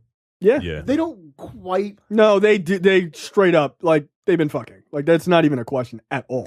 You could question it because they never say they've been doing anything besides maybe kissing. I don't want to imagine anyone would fuck him. Yeah, that dude had a brown tooth, and he was still getting laid. Oh my God! Look, we gave that guy up. He's not part of our. He's not one of us anymore. When I say us, I mean light skin folks. The light skin coalition. Thanks to you. I was trying to remember the word. The light skin coalition. They get mad at me when I forget that word. But yeah, he's not part of the coalition anymore. I feel like you can't. Once you in, you can't get out. I don't think he ever really got in. There's a penis test size you gotta pass first. Oh damn! Look, just that fucking smile, that fucking brown tooth, that big tooth coming out. That brown tooth is fucking hilarious. What? Like, did they have to give the man the brown tooth? Like, did they? Like, it's not even act. It's not like he's a historical figure. Maybe he wanted to put that in there. You know what? He has a brown tooth in real life. Yeah, maybe it's like he's usually covered up. Yeah, he just covers it up. Fuck it. That's good. This is the movie that he couldn't do the press coverage for because he had just finished beating the brakes off his ex-girlfriend again. Oh yeah, that's right. Yeah, Oprah wasn't too pleased with him. Good. Stop hiring that nigga. I'm glad she didn't kiss him on screen because ew. He's gross. Although he can spin some hangers real cool, like. Yeah, I can't do that. Like I can't do that. I was like, I was watching. I was like, nah, he's more talented than me. He's got that going. I was like, wow, that's good. That was the most impressive thing about Terrence Howard's entire career. Yep. To me, I was blown away. And then when he started moving him around and making I was like, damn, they're lining up and shit. You go, boy. All right, like you might be back in. And then they slowed down. I'm like, oh, this guy's good. All right, this guy's like a superhero. No, it happened in a movie. That doesn't CGI hangers. Right. First of all, who the fuck writes that scene? Who thought up the guy on the fucking Danny bus? Strong. Yeah. Was it Danny Strong or was it crazy ass fucking Lee Daniels? Like, spin some hangers. That'll work. Yeah. Yeah, that might have been like a director's creative choice. He He might like have saw some hangers laying on the counters. Or that was, you know what? No. Terrence Howard came up with, this is an ad-libbed scene. He was I have a talent. It's an odd one, but I'd like to put it in. I can't Tell me what you think. I can't imagine he trained for this fucking scene. He could do that shit before. And I bet he showed it to Lee Daniels, and Lee Daniels was like, we're going to get that in the movie. That's good. Yeah. Black people going to like that. I don't know why. But I did. Black children are like that. That's a fucking birthday party trick that they should have showed you at your birthday parties when you were a kid so you wouldn't be impressed by it now, you fucking weirdo. You're right. Look, simple minds, simple entertainment. Man. So then we get, Kennedy gets fucking killed, and it's really sad because Kennedy's dead. But Oprah doesn't give a fuck. But I really can't tell why. She's just upset with him for no reason. You know what? No, back up. That's a clean-ass house. Why is there a couple of hangers sitting around on a fucking couch? I don't know. Oprah's upset because Cecil works all the time, and he's never home. Oh, right, because it was just the hanger scene with her. Right, which is and she steps out on him. Because that's totally his fault. Right, and then she gets a conscience. Yeah, and is like, ugh, you ain't shit. You got a brown tooth. Like, what am I doing? Like, he's got a lazy eye, but you got a brown tooth. Yeah.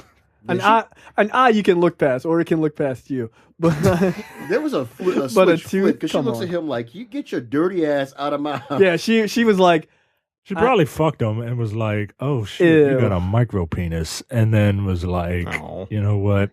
Allegedly, I'm gonna go back to allegedly. I'm gonna go back to Dead Eye." Have you seen Get Rich or Die Trying? No. You haven't seen the shower scene?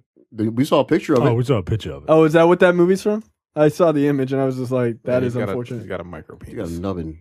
Oh, damn, bro. Is it in? Yeah, sure, it's in, guy. Just fucking hump. Be done with it. Get off of me. Does he have any kids? No, we can't get me. How? I'm sure he has plenty of kids because the sperm doesn't have far to travel. Fair enough. Wow. But never mind. You can't get in. Allegedly, he has a small penis. Allegedly. Can we stop talking about Terrence Howard's penis, please? Yes, please. So, 1964, the Johnson administration. Really? Yeah, I do. Sabretooth is playing LBJ. And look, he is as crass as LBJ was known to be. Like, taking shit, yelling at people outside. Like, he was just a big, angry Texan. Like, he just was. Give me that prune juice. Yeah, I'm like, damn, you gonna drink the prune juice on the toilet? Like, it doesn't work that fast. God damn.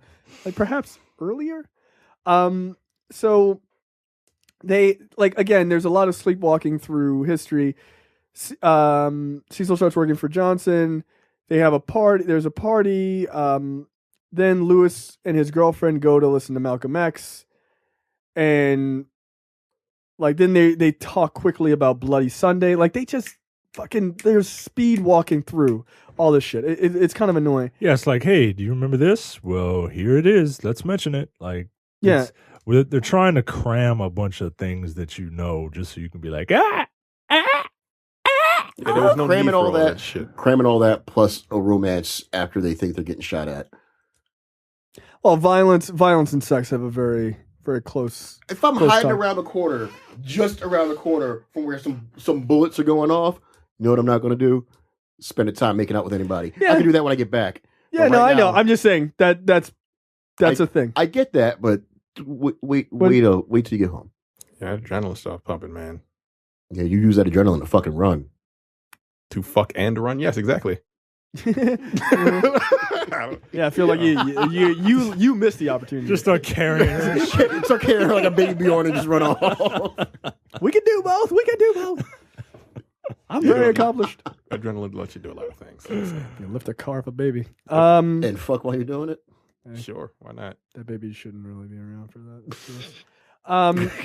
So yeah, he makes out with this woman, and yeah, it's pretty good. She's attractive. She looks much better. Shit. She looks much better later on, though. At that Black Panther party, I was like, oof. Yeah. Well, all right. It's like fucking black fist in the air for that one. I love afros. Fucking love afros. Mm-hmm. Yeah. You have a type. Do. Yep. Terrence has a type. Yeah, black.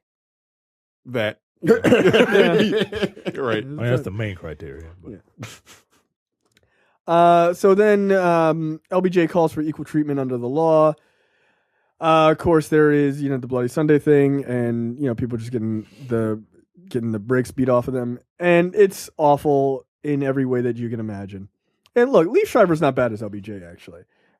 He doesn't really look like him, but he's got he doesn't. that crass personality that LBJ had. Also, he's kind of a big guy like LBJ was as well. So then we get we get a conversation that happens with David Oyelowo's character and Martin Luther King. And at this point, he's hanging out with MLK, played by Lafayette from... that dude needs more work. I really like that guy. he really He's a good actor. He really is. I wasn't necessarily blown away by his acting in this particular scene. Nope. He had like 7 lines in this entire movie. Yeah. But, and I certainly think David Oyelowo is a better MLK than Lafayette is. But I like that dude though. He is good. He should be in more things. So here's a conversation. MLK asks who in the room is parents support the war in Vietnam. Well, my lord, why do your parents support it? We haven't spoken about it specifically. I just know they do. Well, what do your daddy do? He's a butler. The black domestic played an important role in our history. I didn't tell you that to make fun of me. Young brother, the black domestic defy racial stereotypes by being hardworking and trustworthy.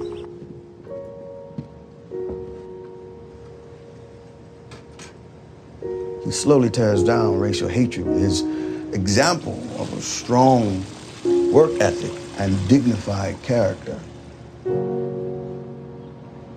Now, while we perceive the butler or the maid to be subservient, in many ways they are subversive without even knowing it. So, do you agree with that? This is something you talked about earlier. I get his point, right? I get his point. And it's one thing if you know what you're doing, but I don't know. I don't know, man. It doesn't seem like it's one thing if you know what you're doing. It's another if you're just like, hey, boss. Oh, yes, sir. I'm just here to, do what I'm supposed to do. Like that's not being subversive. No. Like, that's not being a splinter cell. I'm not down with the idea of very slowly getting white people used to black people. I don't like that idea at all. Like, I'm not saying black all the time, shut the fuck up. I'm saying we're black, shut the fuck up, just deal with it.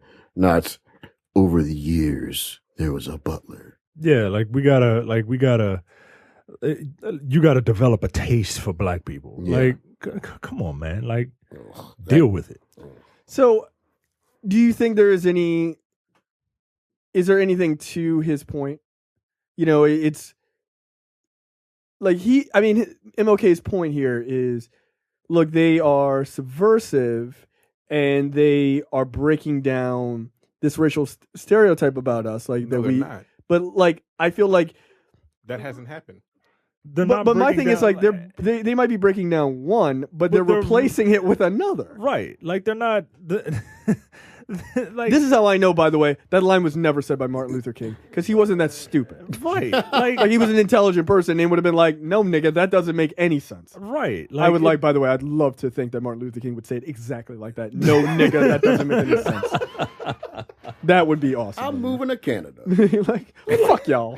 Yeah, man. Like you said, like it's not. Oh, they break down the negative stereotypes by bringing a positive in their eyes stereotype, but a negative in our eyes stereotype. Like I don't understand that whole line, that reasoning. Like I get it. Like I understand the words, but I don't understand the logic behind it. It's the safe way to get to know black people.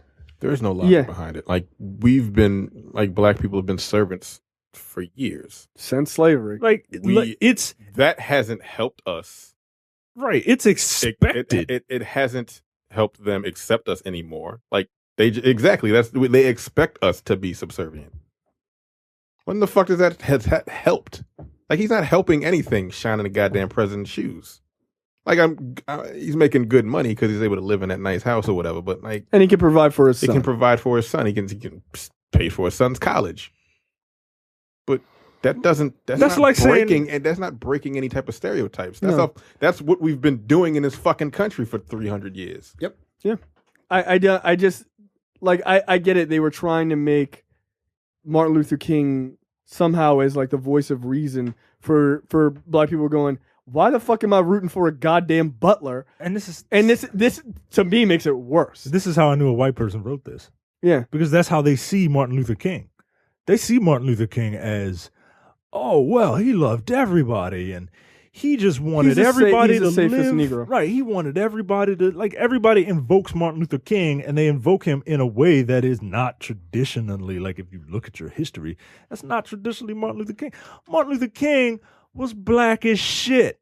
Yeah, dude. Well, what do they call it? The Santa Clausification of Martin Luther King? Yeah, like, man. He's like super, like, hey, everybody, let's all get together.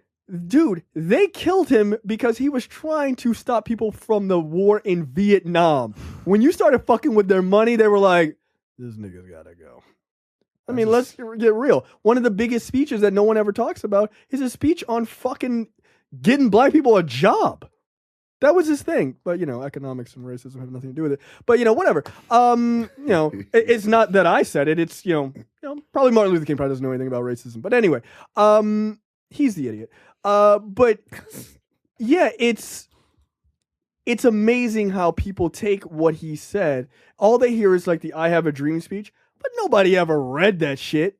You ever read the fucking I Have a Dream? You ever listen to the whole thing? One, it's long, motherfucker. That shit does not take 3 minutes on the like let freedom ring shit. That's the end. That's the third act. People hear, I have a dream today that one day little black boys and little black girls will be able to go to school together and thank God Almighty we're free at last. Like that's the whole speech to people. Yeah, dude. There's a lot of shit in that speech that is black as fuck. They aired it in its entirety once on MSNBC, and I recorded the fuck out of it. Yeah. And the only reason I don't still have it is because I had to replace my cable box and get a better one. But it's a powerful fucking speech. It's also, like you said, it's long as fuck. Yeah, it is. It's like, Martin, cut it down a little bit. God damn. We don't have all day. It's hot, Flip nigga. notes, come on. You're like, Martin, air conditioning has not been invented yet. It's hot. It's outside because you were trying to air condition the whole outside. Yeah. And look, there's a lot of black people. We draw heat. Everybody knows that, Martin. Step it up. Hottest place on earth is a black barbershop in the summertime.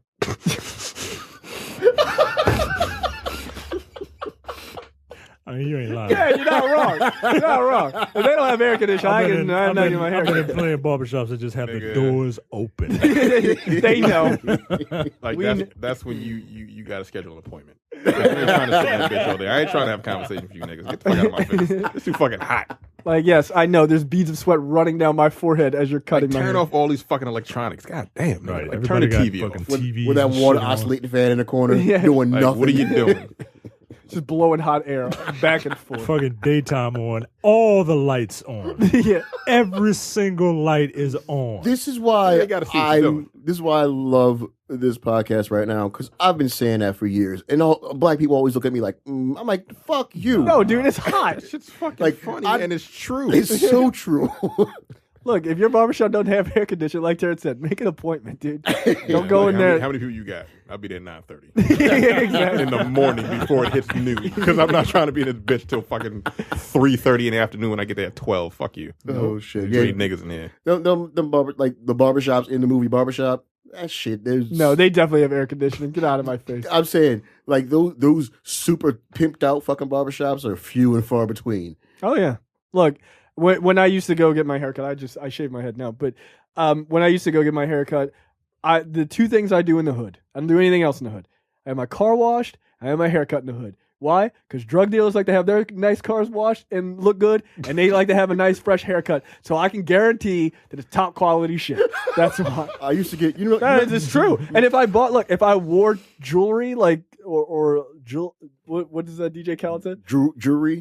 If I wore jewelry like DJ Khaled or Johnny, then I would go to the hood too, because then I know I could get like a Jesus piece or something. Remember that barbershop that was right next to my old GameStop that I used to run? Yeah. I used to get my hair cut there. You know what that place used to do? Draw those curtains when they were selling drugs in there. God damn. You know how much? Oh, they used to sell drugs out the back of my barbershop? That's how you know it's a good one. Hello? I mean, yeah. Yeah, what you gonna go? You gonna go to like welcome to Supercuts? Get like, the fuck get the outta fuck here. out of here, man. I'm gonna go to the Get my barbershop where they got a sand. VCR still playing shit. Yeah, exactly. I look, if there's not a guy in there, this conversation is black as fuck. If there's not a guy in there selling Stolen selling stolen socks, stolen soap, or dish detergent, or Tide. Apple Watches. Or those bars. Apple Watches? Are you serious? Which one? You didn't hear that? I didn't tell them that story. What? Somebody stolen All right, Apple so Watches? my where? father, my 'Cause father. Those things are expensive, dude. You didn't hear this shit. This episode. No. It was on Dance Pixels. I love my father to death. But my father's at that age where he's always looking for a deal, right? Shit. And Isn't that like every age? Nah. My father used to throw money around. Like, he got a problem, throw some money at it. It'll be all right. My father. That's exactly where I got it. My father, piece of shit, always looking for deals. Only time I've seen Rosewood, I need to rewatch that movie, was his bootleg version with no sound effects. That train was stealth as fuck. Just people yelling at each other for no reason. And he was. We were somewhere. We were at my cousin's first birthday party, and my father was talking. It was me, my father, and his brother, my uncle. And he was talking, and my uncle, he's younger. He's the youngest, so he's kind of hip with technology. Like, he likes Apple stuff and all that, whatever, right? And my father was like, Mike, Russ, man, I'm telling you, there's a guy that sells the Apple Watches. And he only sell them for like $60. And he was like, I was like, oh, really? Like, he was like, yeah. And they work. Like, Mike, I saw it. They work. And they work. They work. Like, it's the real deal. There's like, no way it works. He's like, it's the real deal, Mike. Like, it really works. Like, I seen him do it. And I was like, oh, okay. And my uncle was like, oh, really? Oh, okay. Yeah.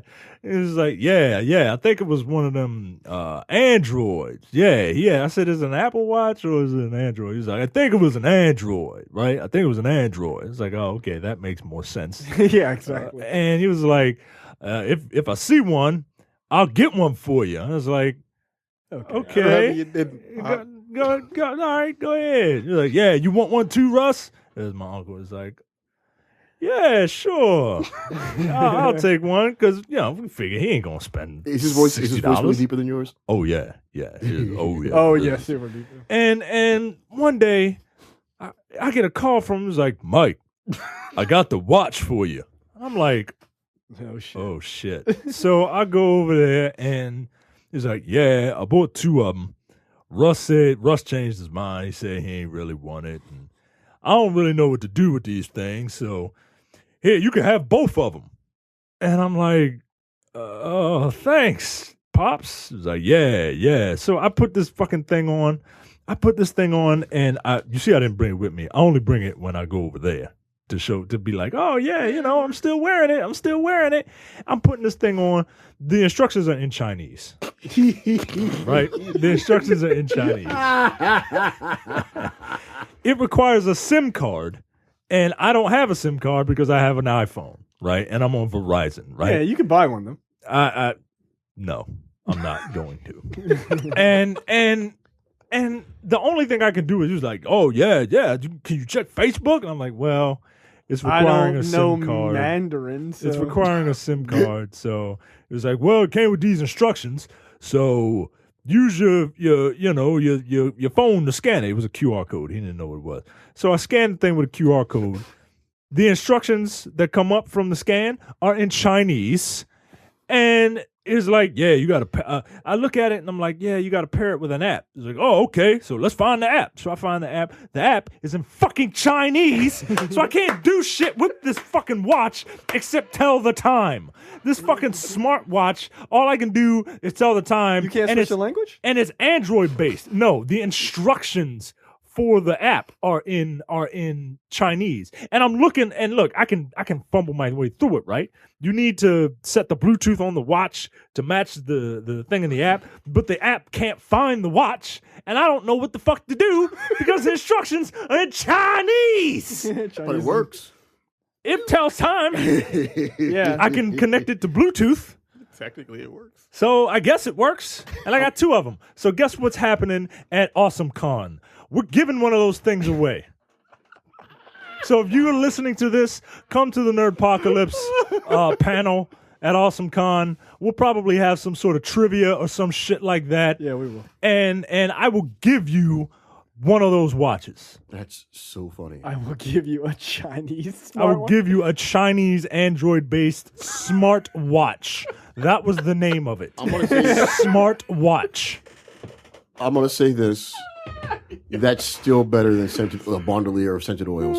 What? I'd rather buy that smartwatch. Well, some lucky soul, some poor lucky Smart soul watch. is going to get a smart watch from yours truly on behalf of the Nerdpocalypse. This was the best story. That was fucking I hilarious. appreciate this. You wait, man. If I see you tomorrow, because I'll be in Baltimore tomorrow. If I see you tomorrow, I'll wear that shit. Oh, okay. And I will show it to you. Oh my God. Thing is fucking gross. Does it itch when you wear it? It's just gross. It's big and bulky. Like it's not even like slim like that. Like it sticks up. Like it's kind of bulky. Oh, it's a smart watch. Yeah, Smartwatch brand smartwatch. Yes, it is a smartwatch branded smartwatch. Smartwatch is the brand. So you take 2 bean bags and then 5 regular shells. Wait a minute, you lost me. What is 2 plus 5? I'm confused. Oh God. So then I we don't get. even know where the hell we are right now. I sadly do. So then after the MLK comments about how being a house nigga is great, which he definitely did not fucking say. That conversation devolved like a mother. Look, sometimes you gotta talk about a black barbershop, guys. Like, look, black barbershops all have. Look, if you've ever seen the movie Barbershop, you know what one of the funniest scenes in that movie is, and it's not really that funny to black people because the shit is true. Is the dude who comes in and selling all the stolen shit? People are like, that scene's hilarious. I'm like, that shit's just real. Yeah. Like, I've never been in a black barbershop where someone is not selling stolen shit. Last time I got my hair cut, nigga was trying to sell me some glasses for like $30. Oh, I've bought like soap. Gucci glasses, I think they were for $30. Hoochie glasses. Is that hoochie glasses? Yeah, that's what yeah, exactly. Nah, the barber bought a pair. I was like, I went to. I bought some whatever. Tide. I bought Tide before. Detergent? Yeah, it was like For a big your thing. clothes? Yeah, it was like a big thing. I bought a pair of socks. Like it was like a I pack. can see buying something like Yeah, fuck it. like a pack of 12 fucking like the low profile socks. Fuck yeah, they're expensive at Target. This guy did all the work of stealing them, so I might as well buy them off him. Spoiler alert, they're all stolen. All of it. He didn't buy it in bulk at Costco, okay? He stole that shit. Right, they're called boosters, folks. Yeah, exactly. So after the talk about the domestic Negro and it being not subservient, what did he say? Subversive, but it is subservient.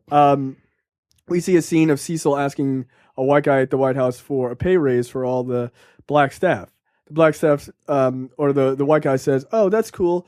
If you want to go find another job, you can kick rocks right the fuck now, or shut the fuck up and enjoy the shitty payment that we're giving you." And he was like, "Yes, boss. I'll be back in tomorrow." That was another one of those extreme fucking things. It was just This dude's just an asshole for decades because. By the way, they didn't age him at all.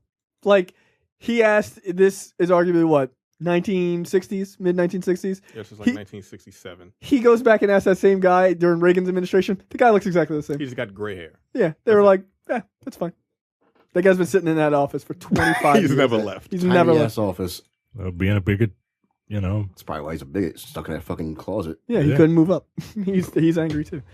Then we get a scene of Martin Luther King smoking a cigarette on the balcony, and then immediately the radio says that someone killed Martin Luther King on a balcony. Nice going, Lee Daniels.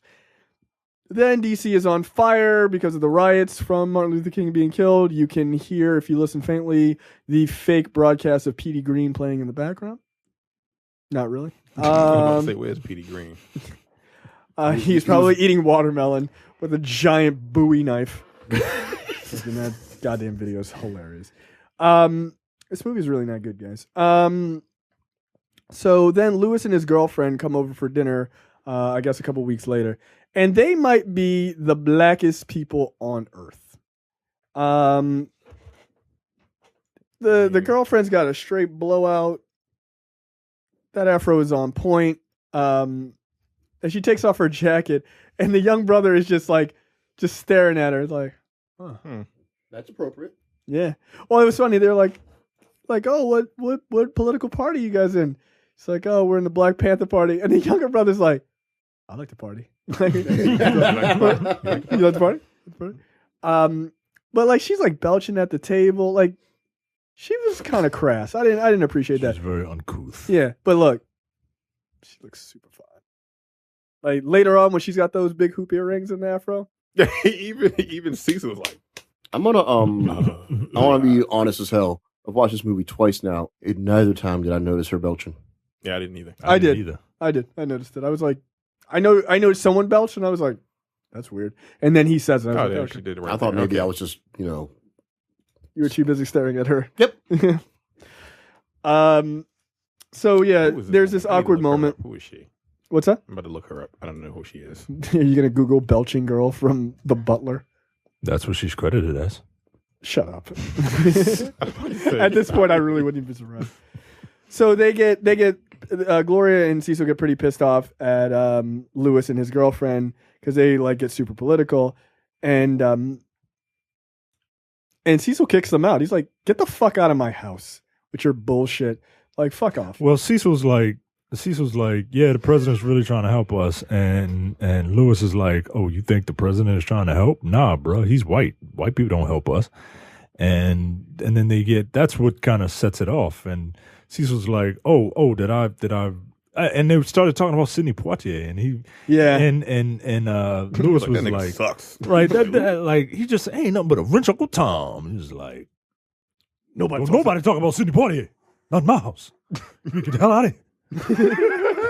and so he then kicks them out, and right after he kicks them out, he becomes very sad. He walks up to the roof, and then he does terrible samurai shit with pigeons. Oh, God damn it. You wanted to do that movie, God damn it. I had never seen it. I heard it was good. What is her name in the movie? I have no idea, man. Nope. You're just gonna have to check IMDb. Yeah, keep scrolling. Keep scrolling. All right, where are we? Is it Olivia? So yeah, they get mad about the Sidney Poitier thing, but they make it's actually a pretty interesting scene because they're talking about how Sidney Poitier represents the safe black person for white people in Hollywood, and like that's why they're okay with him. Which is true. Ironic to me. I mean, this movie, right? Like in the conditions of this movie, yes, but I mean, they're not wrong. No, they're not wrong. I mean, look, Guess Who's Coming to Dinner, which is a movie I'd love to do on this show.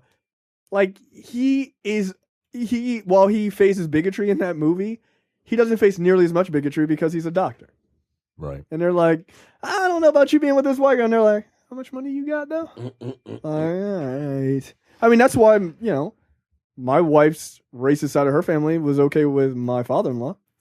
They were like, oh, he's a surgeon? Oh, okay.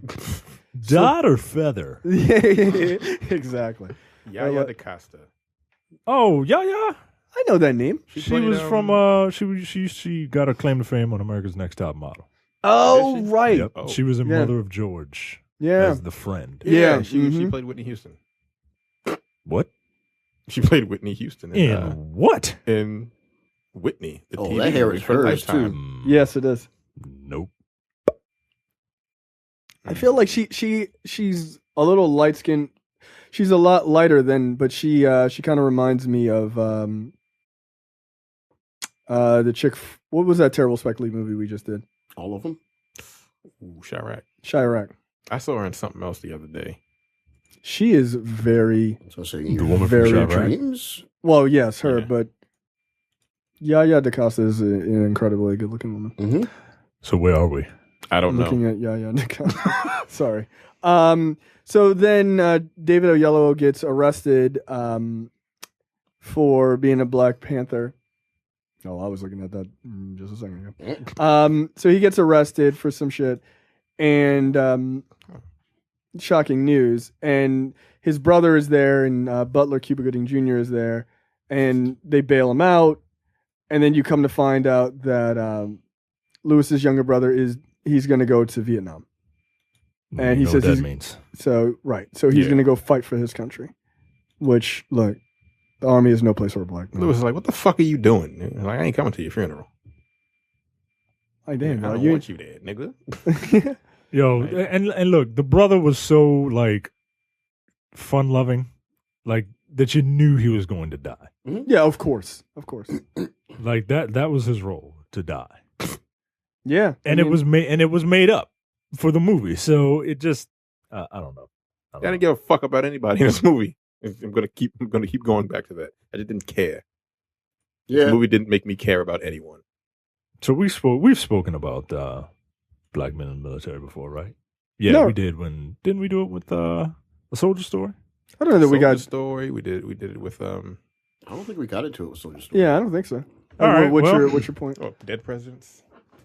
I mean, God, we did that story, that movie like a fucking age ago. Seriously, I was like, Jesus. we I almost forgot. Then I remembered how giddy Micah was to watch Terrence Howard get beaten with a pool stick. That was like a fucking birthday present. That was pretty funny. That was pretty goddamn funny. Pretty funny. I mean, I guess we haven't talked about it because we all feel the same way, right? Operation Hot Behind Darky. Like, yeah, like I wanted to join the military at one point, but I thought about it. But I did too. I couldn't justify like fighting in a war that I didn't believe in. Like I can't blindly follow orders. No. And look, that's not denigrating anybody in the military. That's just Right. not my personal. I just don't have. That's just not me. I feel like wasn't I'm in the too. military. I feel like I'm too politically minded to do that. Like, you know what I mean? Like, I think there takes an ability to just say it doesn't matter, and I can't turn that off. Before I was political, paying attention to any of that shit, I still was wondering why people just knocking things around here. But sorry. She was so fine, man. I love wanted Astros. to. I wanted to be like my father, who had been in the military before I knew that he was a giant piece of garbage.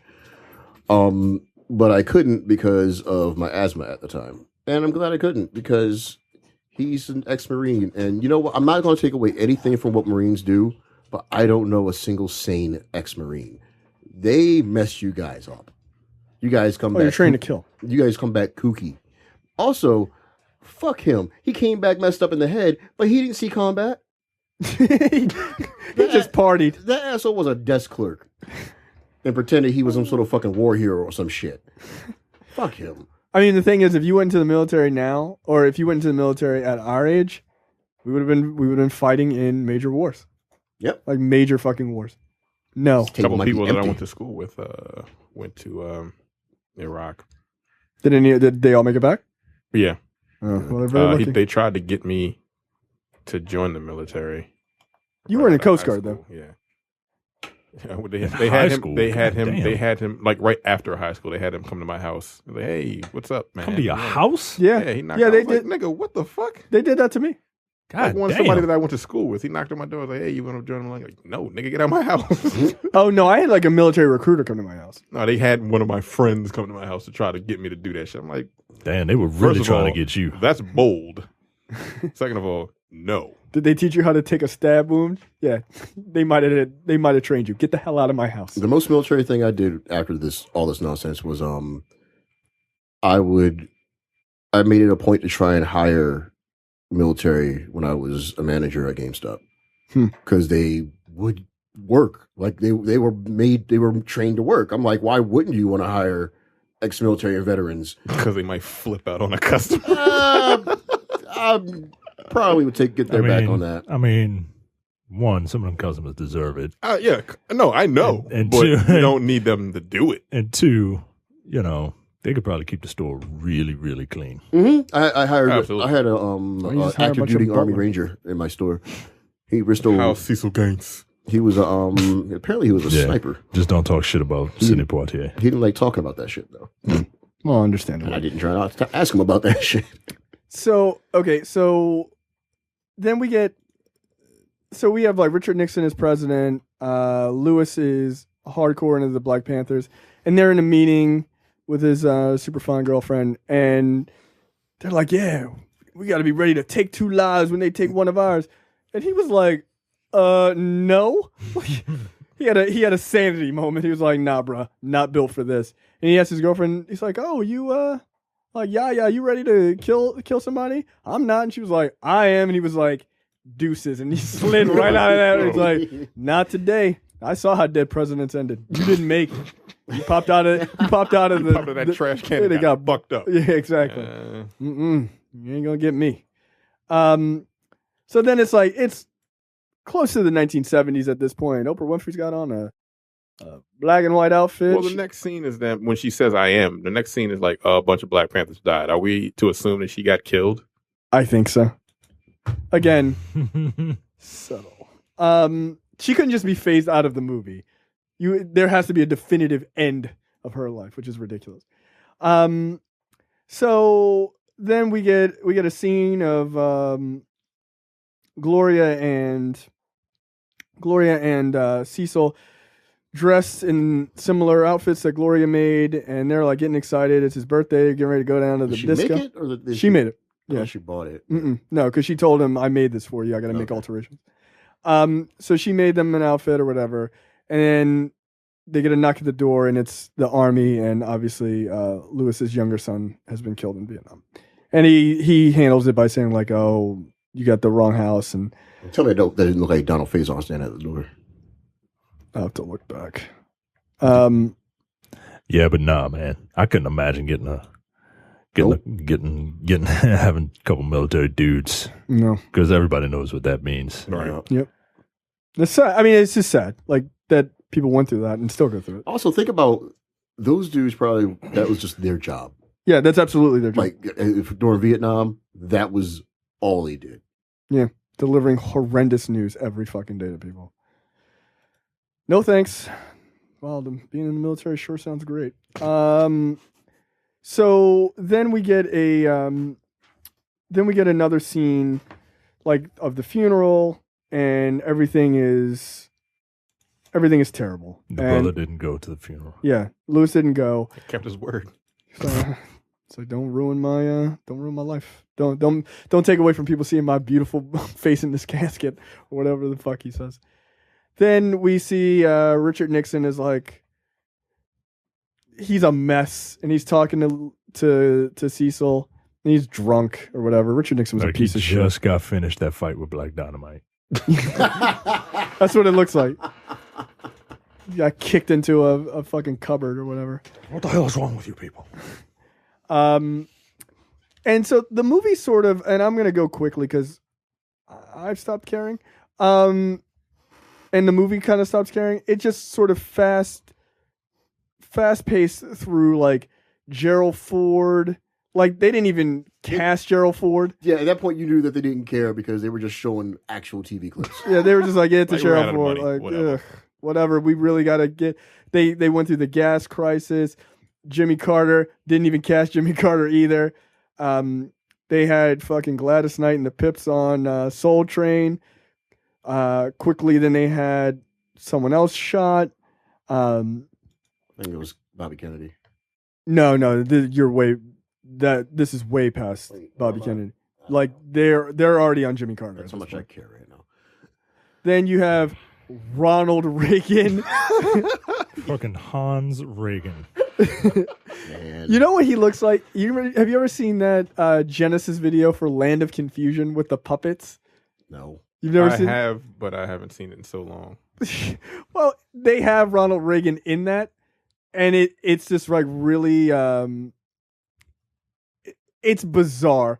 But they have this puppet that looks like Ronald Reagan, and he looks like a puppet. He looks like the fucking puppet. Oh Jesus H Christ! Yeah, I remember that video. Like really upsetting. Yeah, he really does look like that. Like it's a creepy video. It's well done, but it's creepy as hell. Ugh. So he's like talking to Ronald Reagan, and Ronald Reagan is like, oh, sign these checks, get these checks out to these poor people that I'm fucking over and help me out. And Cecil's like, yes, they're boss. I sure is liking this job. I'm going to ask for a raise. And of course, the guy he goes to ask for a raise has slightly grayish hair, looks exactly the same. He's Wolverine. And so he's like, no, go fuck yourself. You can get a new job tomorrow. And he's like, oh, I knew you were going to say that, so I talked to the president. So I snitched on you. Yeah, I dry snitched on your ass. And the president said to come talk to him. And he's like, you motherfucker. I knew I should have trusted you black people. And so I guess they get the raise. Congratulations. And then you see Jane Fonda and her fake boobs. And she's like, oh, Cecil, you're the old black person everybody's talking about. I can't tell the difference between any of you. And so she's like, you and your wife are invited to the White House. First time in 55 fucking years you've been working here. And his old black ass doesn't even know what to do with that news. Because he's never been treated like a human being, even though they're using him as a fucking prop. Classic fucking Reagan bullshit. I don't like Ronald Reagan, guys. I wish he had died when he got shot. Anyway, I do. He destroyed this country. He did. He fucking ruined it. Do you wish he got dropped out of Nakatomi Tower?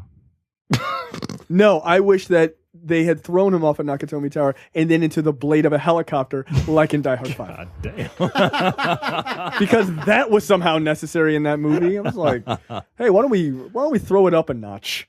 That movie did not give any kind of a fuck. I loved it. It was so bad. And it's the only one that was written as a Die Hard movie in the first place. Good. That goes to show you how shitty that was. So they get to the White House and Oprah's like, oh, this is so great. We done made it, boss. And it's funny because Butler Lenny Kravitz comes up to her and he's like, oh, would you like some champagne? And immediately fucking Cecil's like, shut up. Get out of my face. And then they kind of tease him about being there. And that's kind of cool, actually. It was really messed up. He bends over in front of black motherfucker. yeah, exactly. They give him a hard time. Hey, man, fuck you, yo. And so, of course, he doesn't feel right about being sitting at the table with white people because he's made to feel subservient his whole life, which I guess was a good thing, right?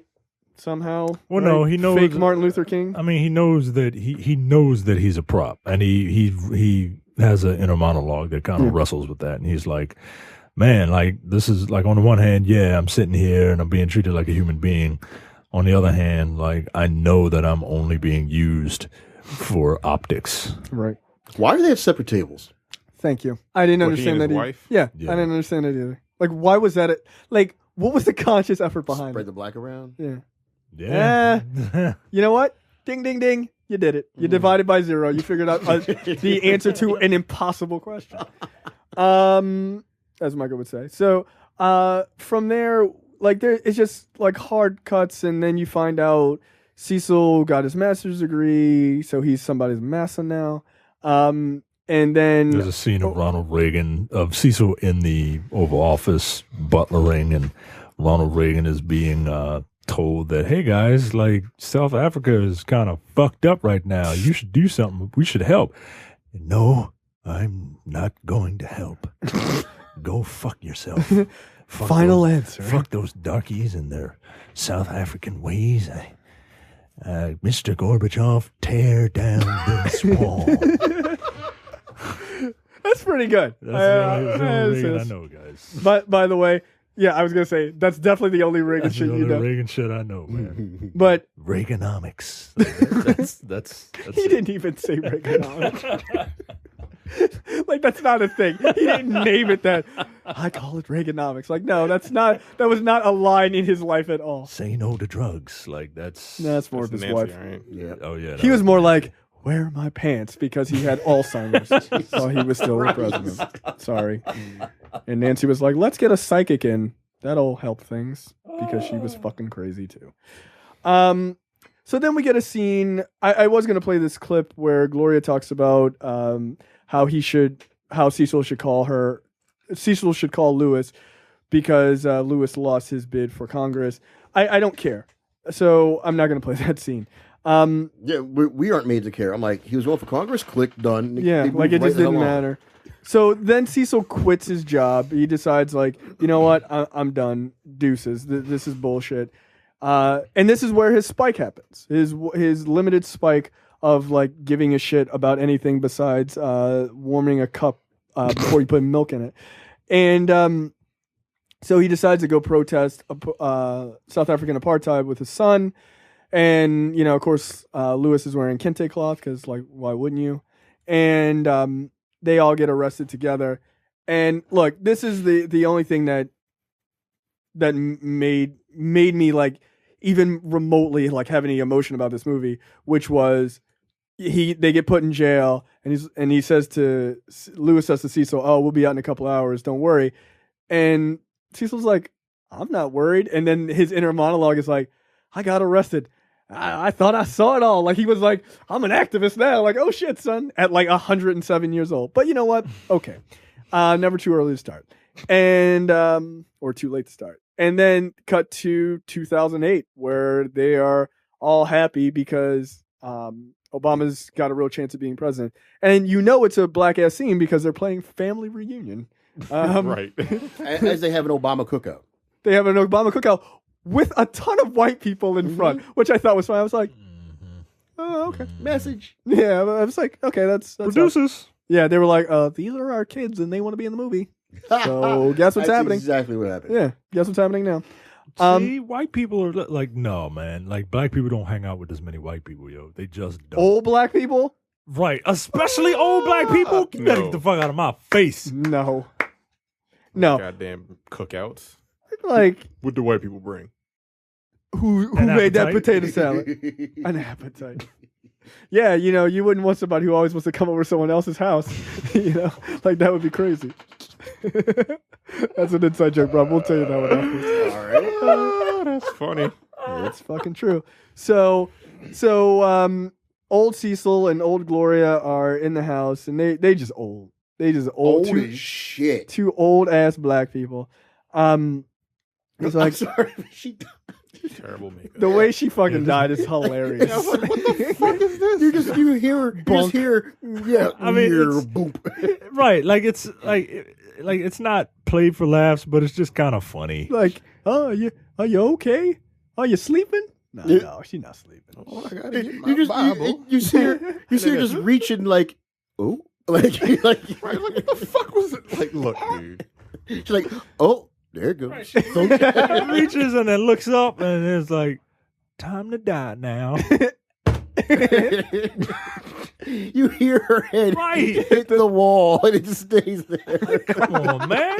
And then Cecil hobbles his ancient ass. Come on, man. Like, this character deserved a better death than She literally goes, oh shit. That's hilarious. Like, it's just funny. And of course he brings her Bible, and much like religion, it's too late. And she's already dead. That was just for effect. Jesus Christ, man. That was just for effect. That was for Terrence.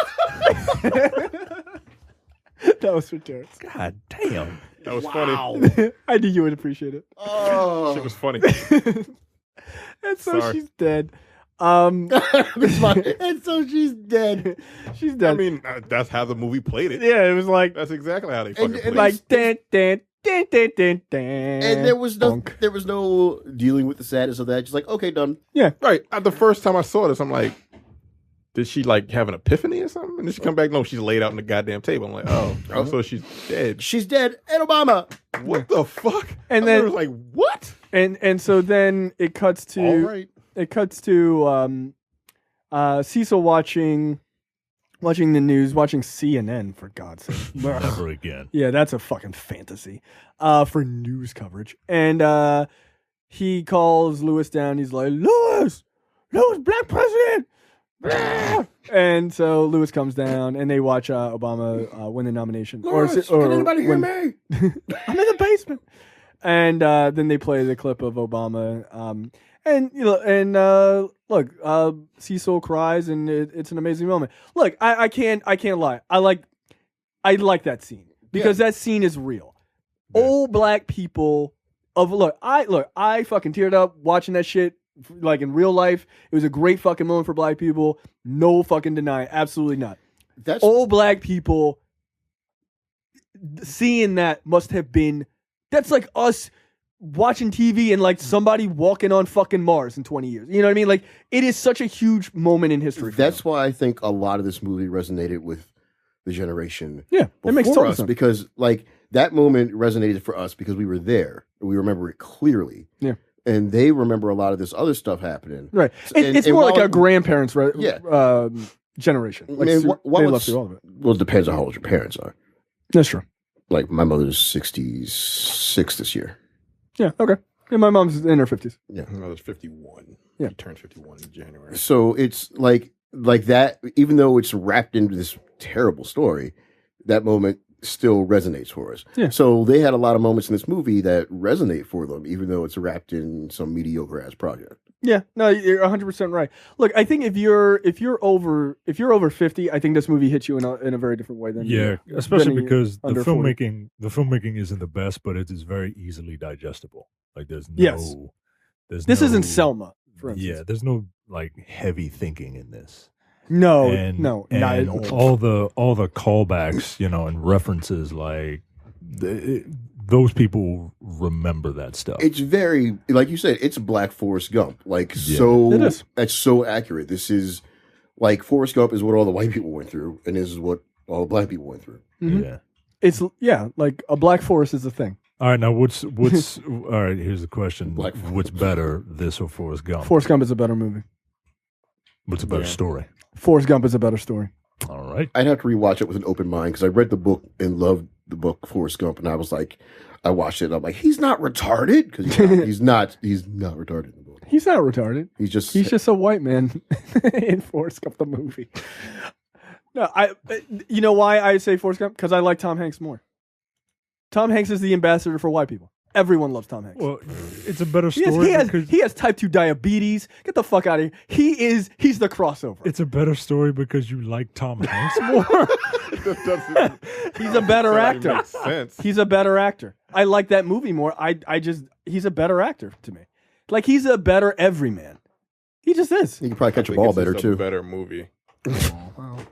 He's got peripheral vision. The movie ends with... He doesn't get his diabetes in control. He won't be able to see shit. The movie ends as it did in the beginning, with Cecil sitting there, and it turns out he's sitting in the White House waiting to meet President Barack Obama. And as we said, he goes around the corner and dies. And he just goes around the corner. I do like the guys like, want me to help you? Want me to show you the way? He's like, I know the way. I know the way, nigga. Yeah, because he's an old black man and he have to apologize for shit. But and the dude that said it just kind of looked at him like, yeah, you right. Yeah, you're right.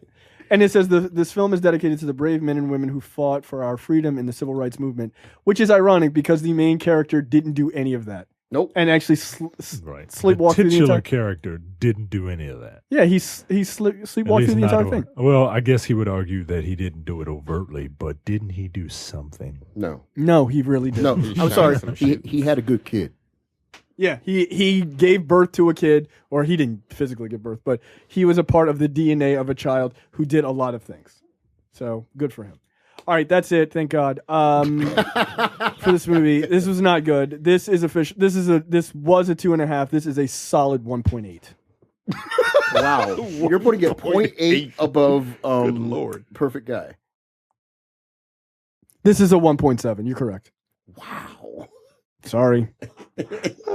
So technically, you had more fun watching this movie than The Perfect Guy. I don't think that's true. Do you want me to lower the score? I'm just trying to poke holes in the whole score theory. I don't want to compare them. I'll do the Roger Ebert thing. I do the movies on their own. But no, this is a 1.7. All right. 1.6. Say something else. I mean, we usually go by 0.5s. All right. This is a 1.5. All right. I'm satisfied with that answer. This is a 0.5. What's your score? Did you score at the beginning? I didn't give it a score. No, I gave it a score. I didn't give it a score. Yeah. I give it a, this is Lee Daniels' best work. Take out that. Of 5. Yeah, take that for what it is. There you go. This is Lee Daniels' best work. Take it for what it is out of 5. You know what my score is? My score is, I didn't watch this with my fiance. She said, oh, that looks like it might be taken seriously. All right, fine. Watch it on your own time. That's my score. I'm not watching it again. Yeah. I don't blame you out of 5. Terrence? Do I have to give a numerical score? You do. Give whatever you want, man. Oh, yeah, that's true. You can give what you want. It's a sigh out of 5? Yeah. I just didn't like the movie, man. This is the second time watching it, and I didn't like it. I think I liked it less this time. Yeah, that's true. I liked it less The this time. second time was even worse than the first time. Wow. So, well, the funny thing for me, I'll never see it again. That's one more time you've seen it than I will ever see it again. All right, that's it for me, and that's it for the rest of you, I suppose. Yeah. All right, guys, we'll see you next week with a preview episode for episode 84. All right, later. See ya. Take it easy. Adios. We out.